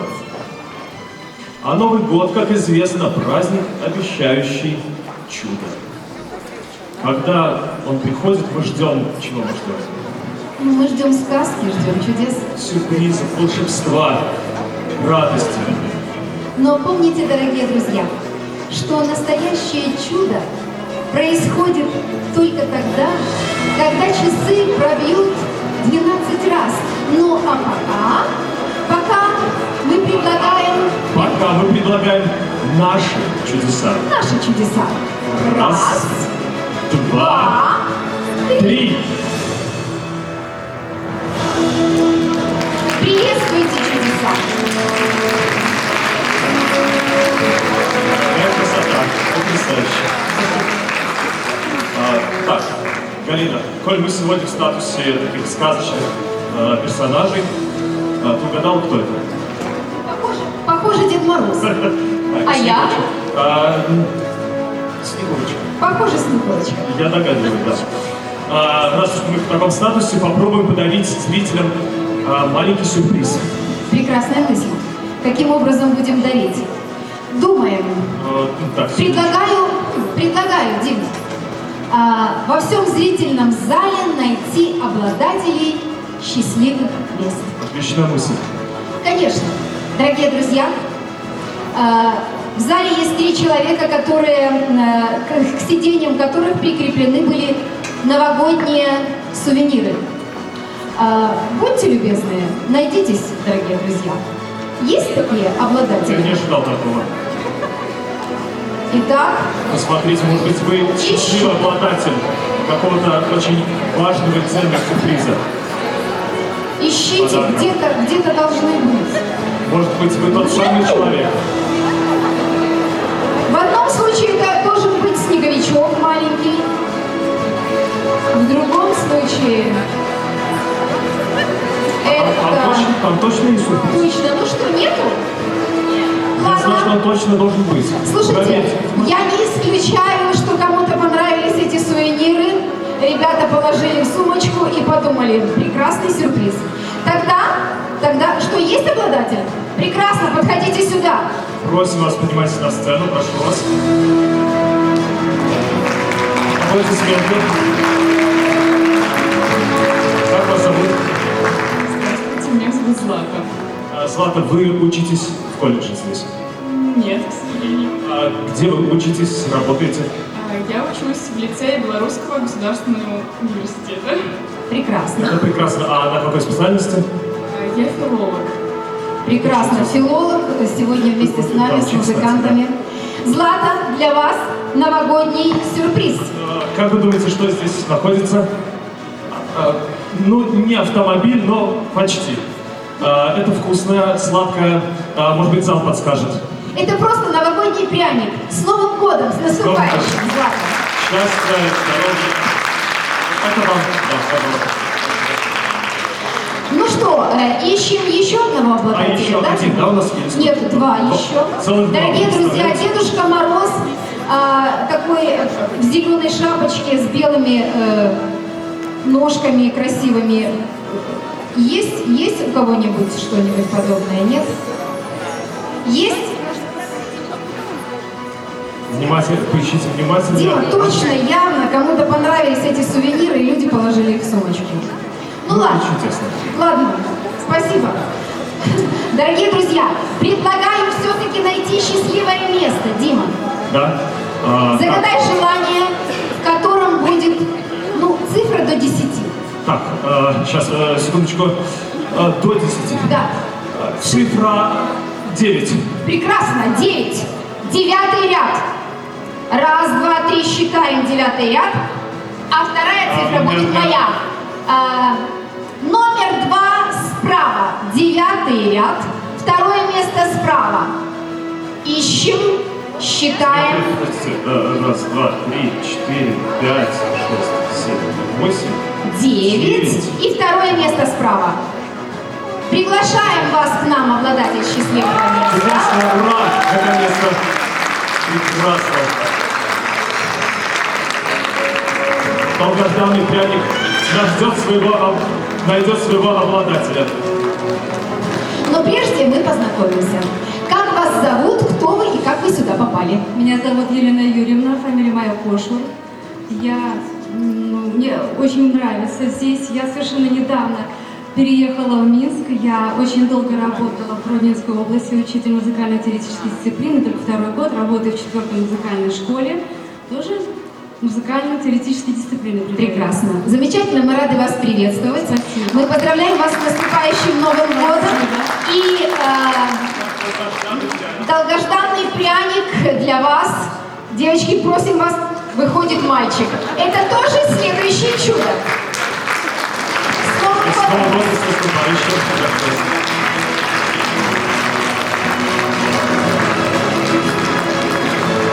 Дима, предлагаю все-таки найти 3-го обладателя счастливого места. Итак, первое загадываю я. Третий ряд. Есть еще обладатель? Нету. Третий ряд. И какое место? Слева. Слева считаем. 8. Третий ряд. 8 место. Считаем, девочки. Прекрасно. Красивая блондинка. Просим вас на сцену. Аплодисменты.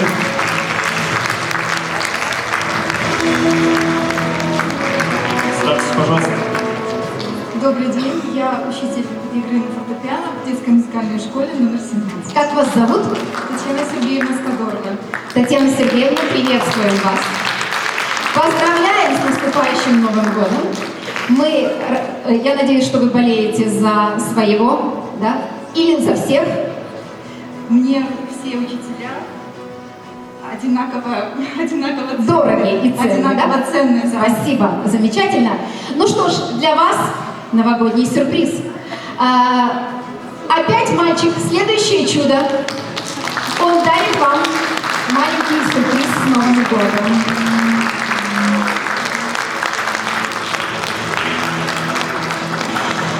Дорогие Галина, друзья, я не могу в таком наряде не спеть. Это да невозможно. ладно, Дим, серьезно, Можешь что ли? меня поддержит? Ну, такой шанс. Такой наряд я давно его не Слушайте, надевал. минута славы ведущего Деда Я Мороза. мог упустить этот шанс.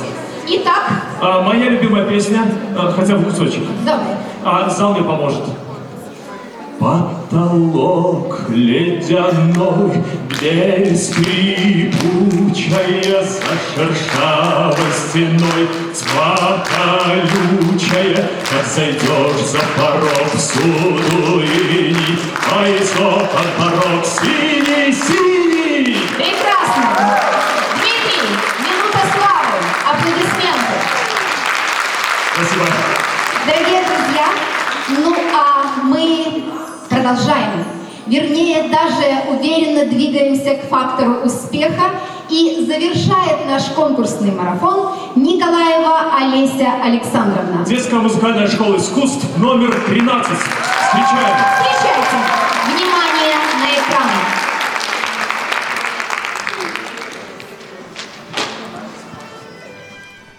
Уважаемые коллеги, сегодня мне выпала честь представлять Олесю Александровну Николаеву, участницу конкурса «Фактор успеха». С творческими поисками Олеси Александровны я знакома вот уже более 20 лет. Конкурсант получила прекрасное образование как дамбристка, дирижер, преподаватель, композитор. Она известна в республике и за ее пределами как автор сочинений для хора, народных коллективов различных составов, как дирижер, как автор концертных программ и многочисленных тематических творческих проектов. Тонкое чувствование музыки и глубокое понимание самой сути педагогической миссии было усвоено Олесей Александровной через опыт работы ассистентом дирижера в президентском оркестре Республики Беларусь, преподавательскую деятельность в Минском государственном колледже искусств, а затем очень органично перенесено на самую сложную, но в то же время самую важную область педагогического мастерства – в сферу начального музыкального образования, в детскую музыкальную школу искусств номер 13 города Минска, директором которой Олеся Александровна в настоящий момент является. Творческие искания последних лет, безусловно, связаны с оркестром народных инструментов Лявониха, который под руководством Олеси Александровны не только завоевал множество наград престижных международных конкурсов и фестивалей, но и получил звание образцового. Помимо этого, Олеся Александровна уже не первый год успешно руководит производственной практикой студентов кафедры народной инструментальной музыки Белорусского государственного университета культуры и искусств, внося тем самым свою лепту в подготовку кадров высшей квалификации по специальности музыкальное народное инструментальное творчество. Хочу поблагодарить всех вас, педагогов, за тот вклад, который вы вносите в воспитание подрастающего поколения. Пожелать удачи участникам конкурса, ну и, конечно, победы сильнейшему. Олеся Александровна, зрительный зал ждет вас. Аплодисменты.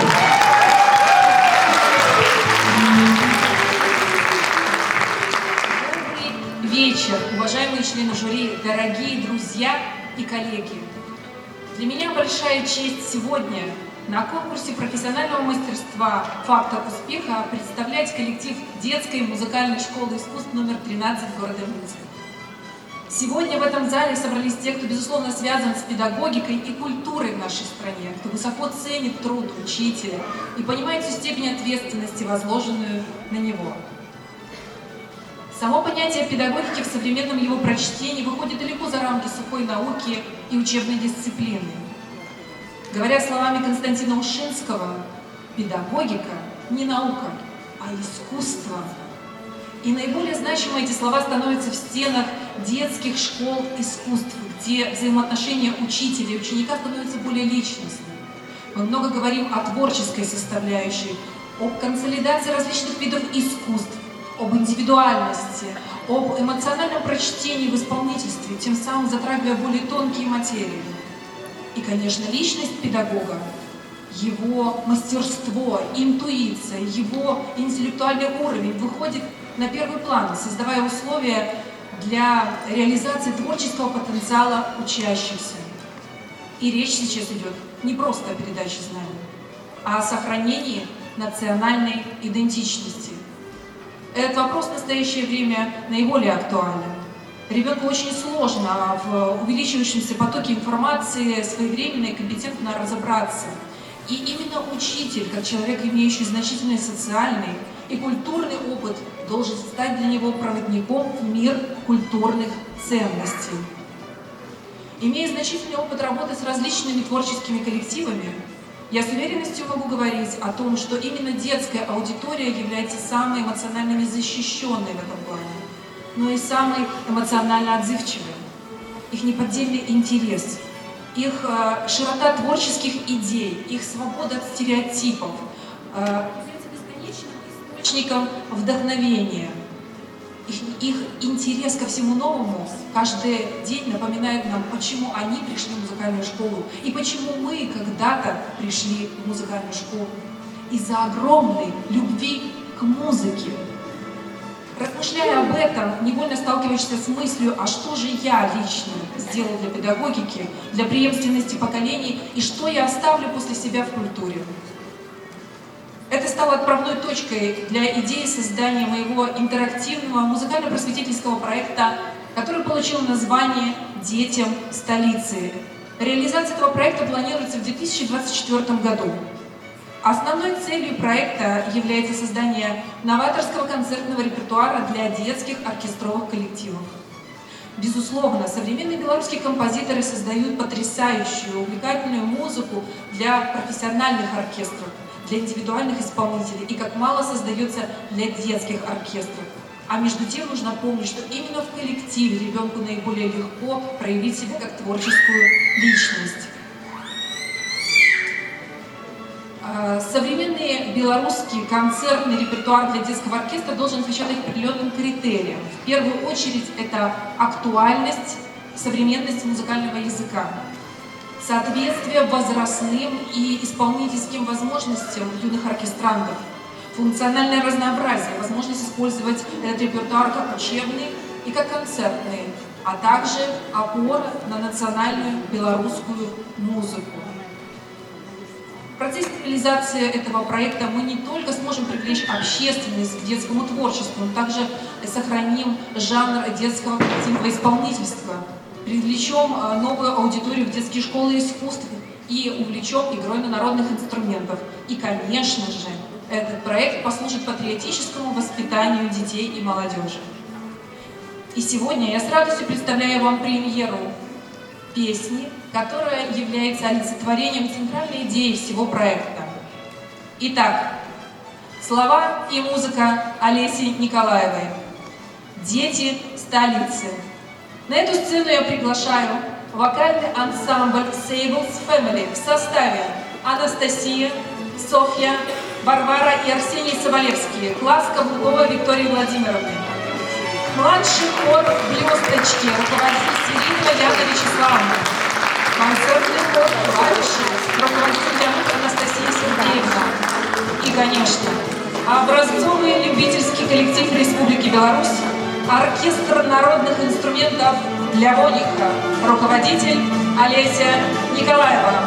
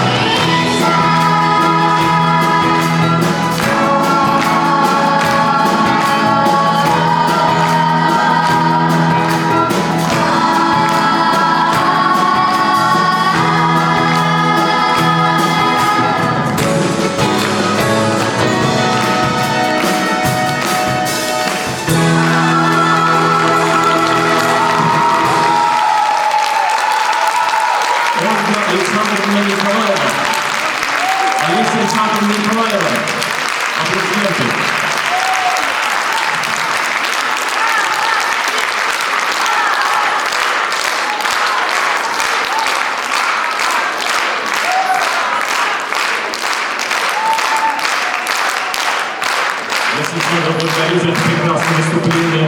Благодарю ваш прекрасный Спасибо коллектив. большое. Мы сегодня познакомились с яркими представителями столичных детских школ, искусств и будем ждать итоговых баллов жюри.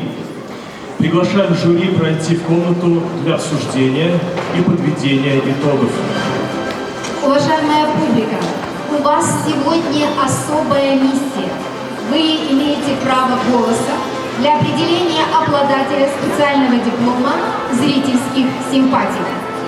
При входе в зал каждый из вас получил QR-код, по которому вы сможете отдать свой голос за понравившегося конкурсанта.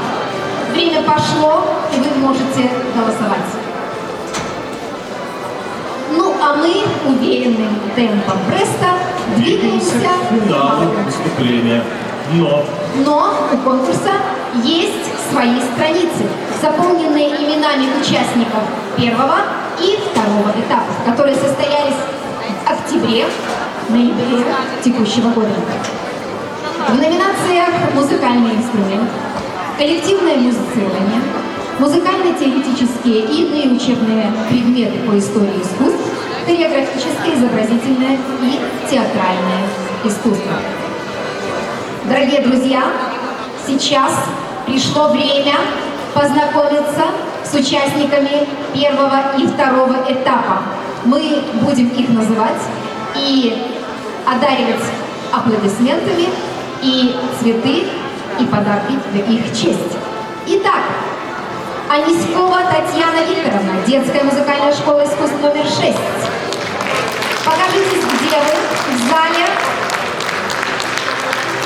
Татьяна Викторовна, приветствуем вас. Березкина Юлия Игоревна, детская музыкальная школа искусств номер 17. Юлия Игоревна. Поздравляем вас. Аплодисменты. Битанова Анна Леонидовна, детская художественная школа искусств номер 1 имени Виталия Цверко. Богданюк Владислава Викторовна, детская художественная школа искусств номер 1 имени Виталия Константиновича Цверко. Аплодисменты. Башкевич Елена Витольдовна, детская музыкальная школа искусств номер 4. Желязка Татьяна Васильевна, детская музыкальная школа искусств номер 4. Сметрович Наталья Николаевна, детская музыкальная школа искусств номер 20. Каявка Ольга Федоровна, детская музыкальная школа искусств номер 1 имени Ларисы Александровской. Лапа Елена Витальевна, детская школа искусств номер 1.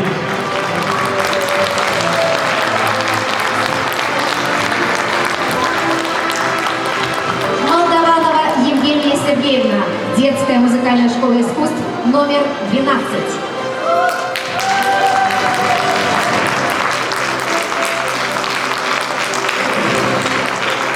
Самая юная участница конкурса Сахарчук Виктория Михайловна, детская музыкальная школа искусств номер 12.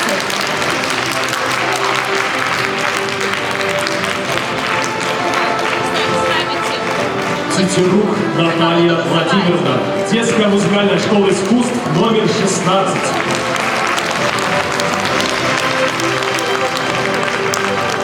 Цветкова Анна Александровна, детская музыкальная школа искусств номер 15.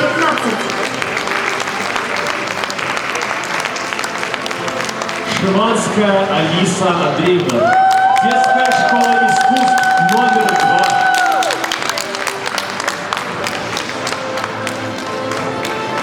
Поздравляем вас, Алиса Андреевна. Янич Дарья Викторовна, детская музыкальная школа искусств номер 3 имени Фредерика Шопена.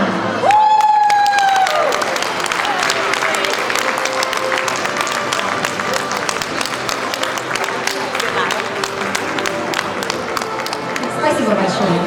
Спасибо вам, дорогие участники первого и второго этапов. Мы уверены, что вы показали свое мастерство, но следующий фактор успеха для вас также есть шанс. Будем вместе стремиться к фактору успеха. Конкурс профессионального мастерства педагогических работников детских школ искусств создает свою историю. Мы предлагаем всем, кто с музыкой в гармонии, проявить свой композиторский талант и принять участие в создании песни-талисмана нашего совсем еще юного конкурса. Свои сочинения присылайте в Центр методической и профориентационной работы Минского государственного музыкального колледжа имени Михаила Глинки. Желаем удачи! А нашу программу продолжит выступление оркестра саксофонов «Белсакса», единственный коллектив такого инструментального состава в Республике Беларусь, объединивший идеи популяризации искусства игры на саксофоне профессиональных музыкантов, студентов и учащихся различных учебных заведений. Художественный руководитель и дирижер Павел Казак. Встречайте!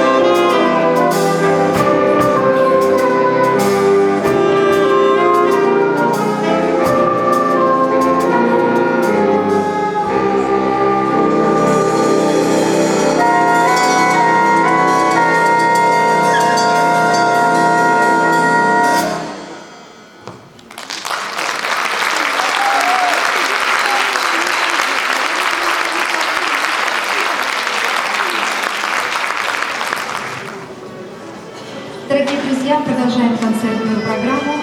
Лауреат специального фонда президента Республики Беларусь по поддержке талантливой молодежи, выпускница Австрийской джазовой академии, преподаватель Минского государственного музыкального колледжа имени Михаила Ивановича Глинки Екатерина Кудинец. Встречайте, пожалуйста.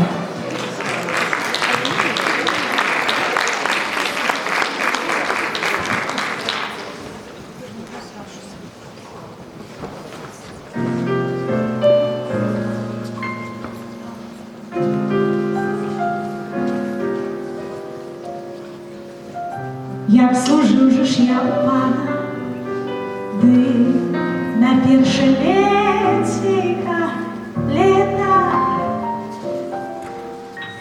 а заслужив же ж я у пана курочку за гэта.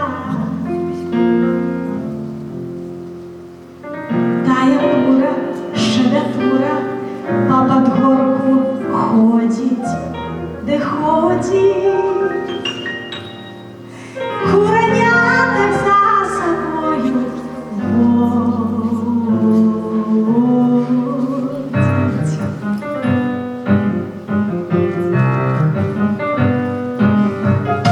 Я служив же ж я у пана, ды на друга летіка лета, а заслужив же ж я у пана качечку за гэта. Кача дрібно скача, а та кура шебятура, по подгорку ходить і ходить, кураняток за собою водить. Як служив же ж я у пана, ды на третє летіка лета, а заслужив же ж я у пана гусочку за гэта. Як служив же ж я у пана, ды на четверте летіка лета, а заслужив же ж я у пана індика за гэта. А то індик-дик-дик-дик-дик, а та гуся-сюся-сюся, а та кача дрібно скача, а та кура шебятура, по подгорку ходить і ходить, кураняток за собою водить. Як служив же ж я у пана, ды на п'ята летіка лета, заслужив же ж я у пана дівчину за гэта.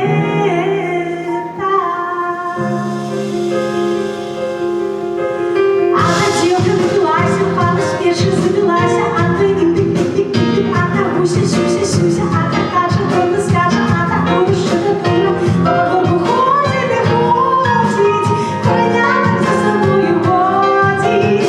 Я служу у пана, эй-эй-эй, я служу у пана, эй-эй-эй. Большое спасибо. Я надеюсь, у вас еще осталось много энергии. Такой замечательный был сегодня вечер, такой вдохновляющий. И от всего сердца хочу поблагодарить всех преподавателей, которые столько труда вкладывают в своих учеников. И они, в свою очередь, потом вырастают в достойных людей. Я в этом не сомневаюсь. А если они еще и продолжают это в профессиональном плане, ой, спасибо от всего сердца. Я считаю, что все сегодня победители, от своего скромного мнения.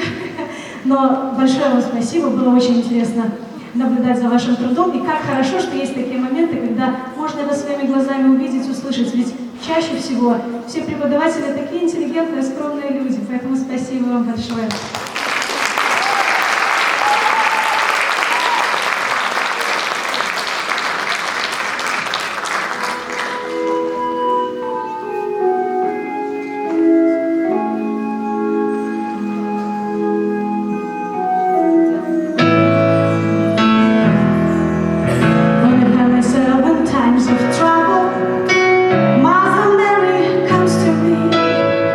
Speaking words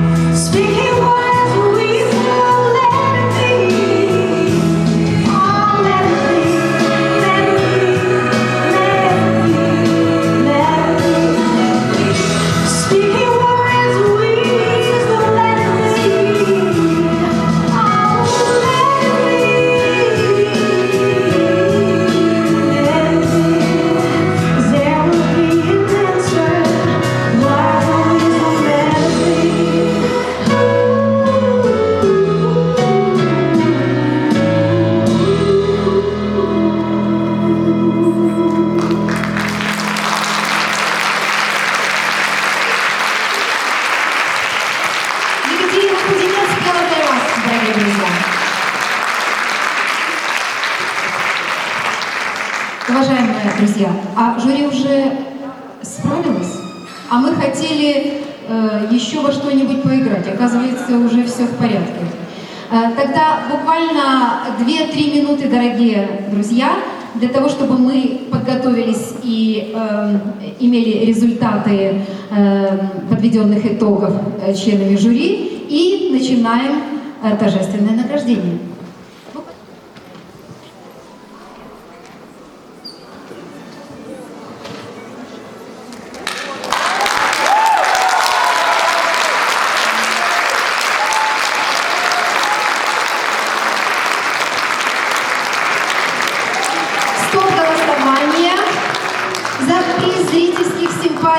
Дорогие друзья, Евгений Дмитриевич Ларионов стал абсолютным победителем в этом направлении.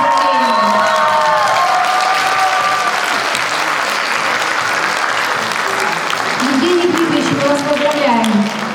Вы герой сегодняшнего вечера, и зал отдает вам предпочтение. Ну, давайте мы пригласим вас сюда. Подойдите, пожалуйста. Евгений Дмитриевич, честно говоря, мы с Евгением Дмитриевичем познакомились только в ходе подготовки к конкурсу «Фактор успеха». Скажите, пожалуйста, ну вот такой блиц-опрос. Музыка — это главное для вас? Это важно для вас? Это очень важно. Хорошо. Есть ли у вас любимый ученик? Все мои ученики, все по-своему. Ну, вы знаете, в любом случае у каждого педагога есть ученик, на которого он делает ставку. Ну, скажем так, перефразировала вопрос. Тот, на которого вы возлагаете надежды, и который может продолжить, например, вот ваш профессиональный путь. Может быть, да. Если так. Есть такое. Прекрасно. Скажите, пожалуйста, как вы полагаете, приз зрительских симпатий вы получили, потому что вы один мужчина среди конкурсантов, и в зале подавляющее большинство женщин? Отвечайте честно. Не знаю. Ну вот видите, зритель подсказывает, что есть харизма. Спасибо большое. Я полагаю, что мы не будем тянуть, а вручаем вам прямо сейчас приз зрительских симпатий. Аплодисменты в честь победителя, приз зрительских симпатий Дмитрий Ларионов. Да, пожалуйста. Славный подарок ваш. Аплодисменты вам в честь. Спасибо большое.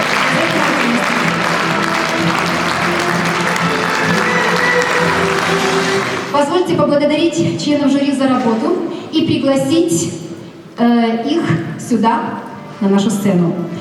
Причем приглашаем всех членов жюри и первого, и второго этапов, и финала. Уважаемые члены жюри, приглашаем вас сюда. Воронок Светлану Александровну, Барковского Вячеслава Викторовича, Бычковскую Викторию Геннадьевну, Латвину Ольгу Абрамович, Кабачевскую Светлану Михайловну, Крысенко Сергея Григорьевича, Малахову Ирину Александровну, Маркевич Ольгу Викентьевну, Скачко Лидию Викторовну, Скопец Наталью Зигмановну. Приглашаем вас сюда. Очень рада видеть.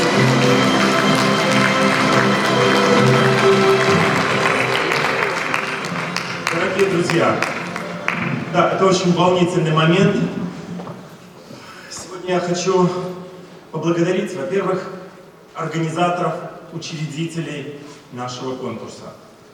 Начальника управления культуры Мингорисполкома Виталия Петровича Бреля за высокое доверие к коллективу Минского государственного музыкального колледжа имени Глинки и возможность быть сопричастными к этому уникальному для нашей столицы конкурсу. Также я хочу поблагодарить Сергея Григорьевича Крысенко, председателя городской организации профсоюзов работников культуры, который помог, поддержал, во-первых, наш конкурс не только морально, но и материально, и помог усилить многократно мотивацию наших коллег для участия в этом сложном и непростом конкурсе. Ну и, конечно же, я хочу поблагодарить всех членов жюри, потому что ведь у нас, как у организаторов, стояла очень сложная проблема. Мы понимали, что участвовать в конкурсе будут лучшие из лучших, талантливые музыканты, педагоги, которые уже много лет своей жизни посвятили подготовке будущих музыкантов, которые известны и в столице, и в Республике Беларусь. И оценивать, выбирать лучшего — это очень непростая задача. И я счастлив, что на наше приглашение откликнулись самые компетентные, самые талантливые, самые маститые педагоги, профессионалы в своем деле, признанные эксперты в сфере музыкальной и общей педагогики. Поэтому позвольте еще раз всех поблагодарить, и я надеюсь, что те эмоции, которые мы сегодня все испытали, когда мы болели, переживали за наших участников, я уверен, что это колоссальный опыт для будущих поколений педагогов, которые увидели интересный, передовой педагогический опыт, сделали для себя, я уверен, какие-то заметки, пометки, и я очень рассчитываю на то, что этот конкурс будет расцветать и развиваться дальше. Спасибо. За высокий профессионализм и плодотворную работу в составе жюри конкурса награждаются Баранок Светлана Александровна,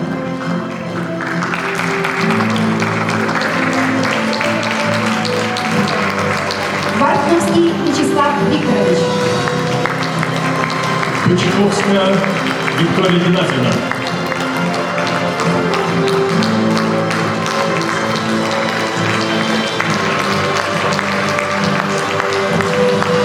Галкин Олег Абрамович, Ковачевская Светлана Михайловна,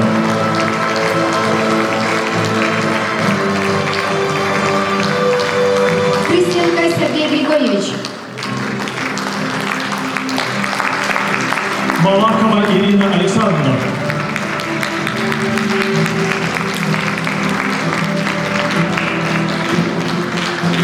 Маркевич Ольга Викентьевна, Скачко Лидия Викторовна,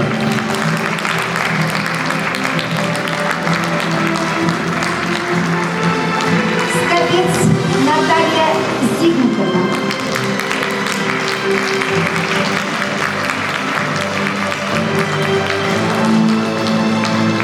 спасибо большое, уважаемые члены жюри. Мы приглашаем вас занять места в зрительном зале, а председателя жюри и Крысенко Сергея Григорьевича просим остаться. Педагогический энциклопедический словарь определяет творческую деятельность как труд, который созидает новое. Эти цели достигаются путем комбинирования уже существующих умений и навыков, но они вдохновлены силой и опытом мастера в профессии. И такие мастера сегодня в нашем зале. Итак, дорогие друзья, приглашаем на сцену дипломантов конкурса. Диплом и сертификат на сумму 10 базовых величин чаются Линкевич Наталье Александровне. Аплодисменты.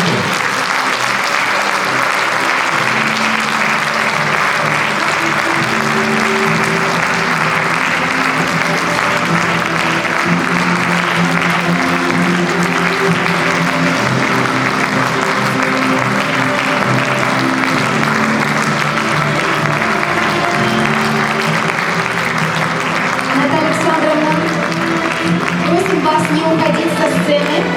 Просим вас остаться на сцене, Наталья Александровна. Щепакина Наталья Владимировна.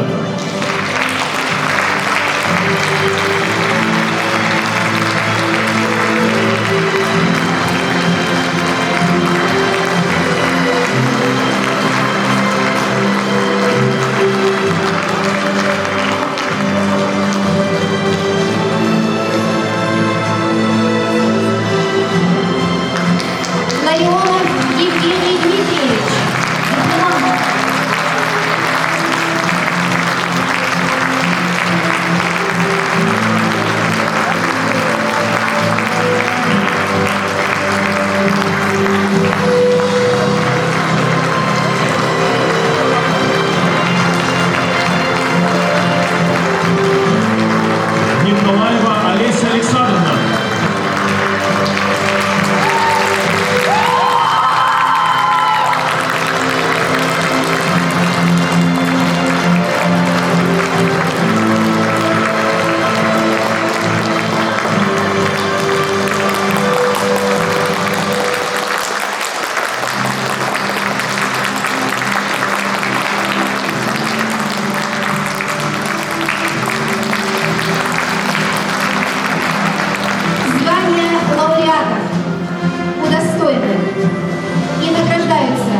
дипломом и сертификатом на сумму 25 базовых величин.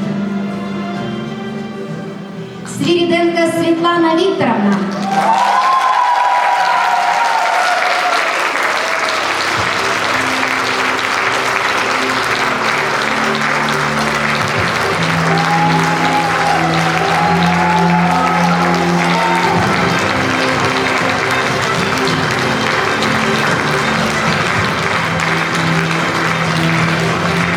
Ильина Марина Борисовна.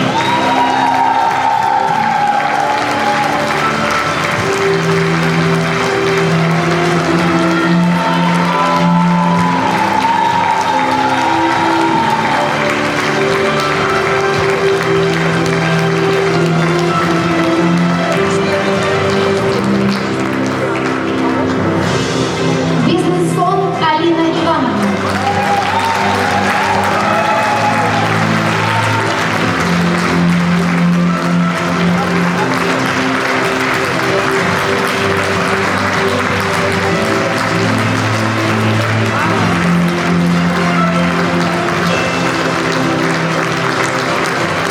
Для вручения главного приза конкурса приглашаем Виталия Петровича Бреля.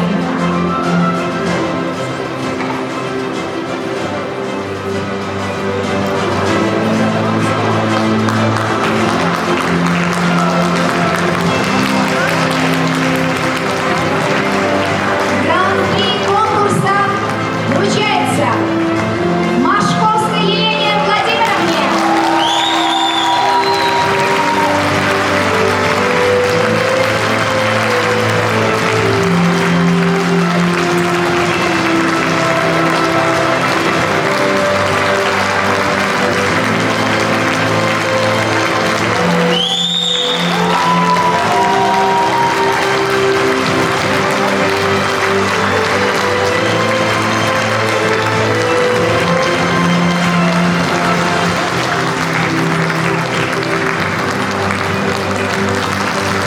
Дорогие друзья, сегодня нет проигравших. Сегодня есть все победители. В вашу честь аплодисменты и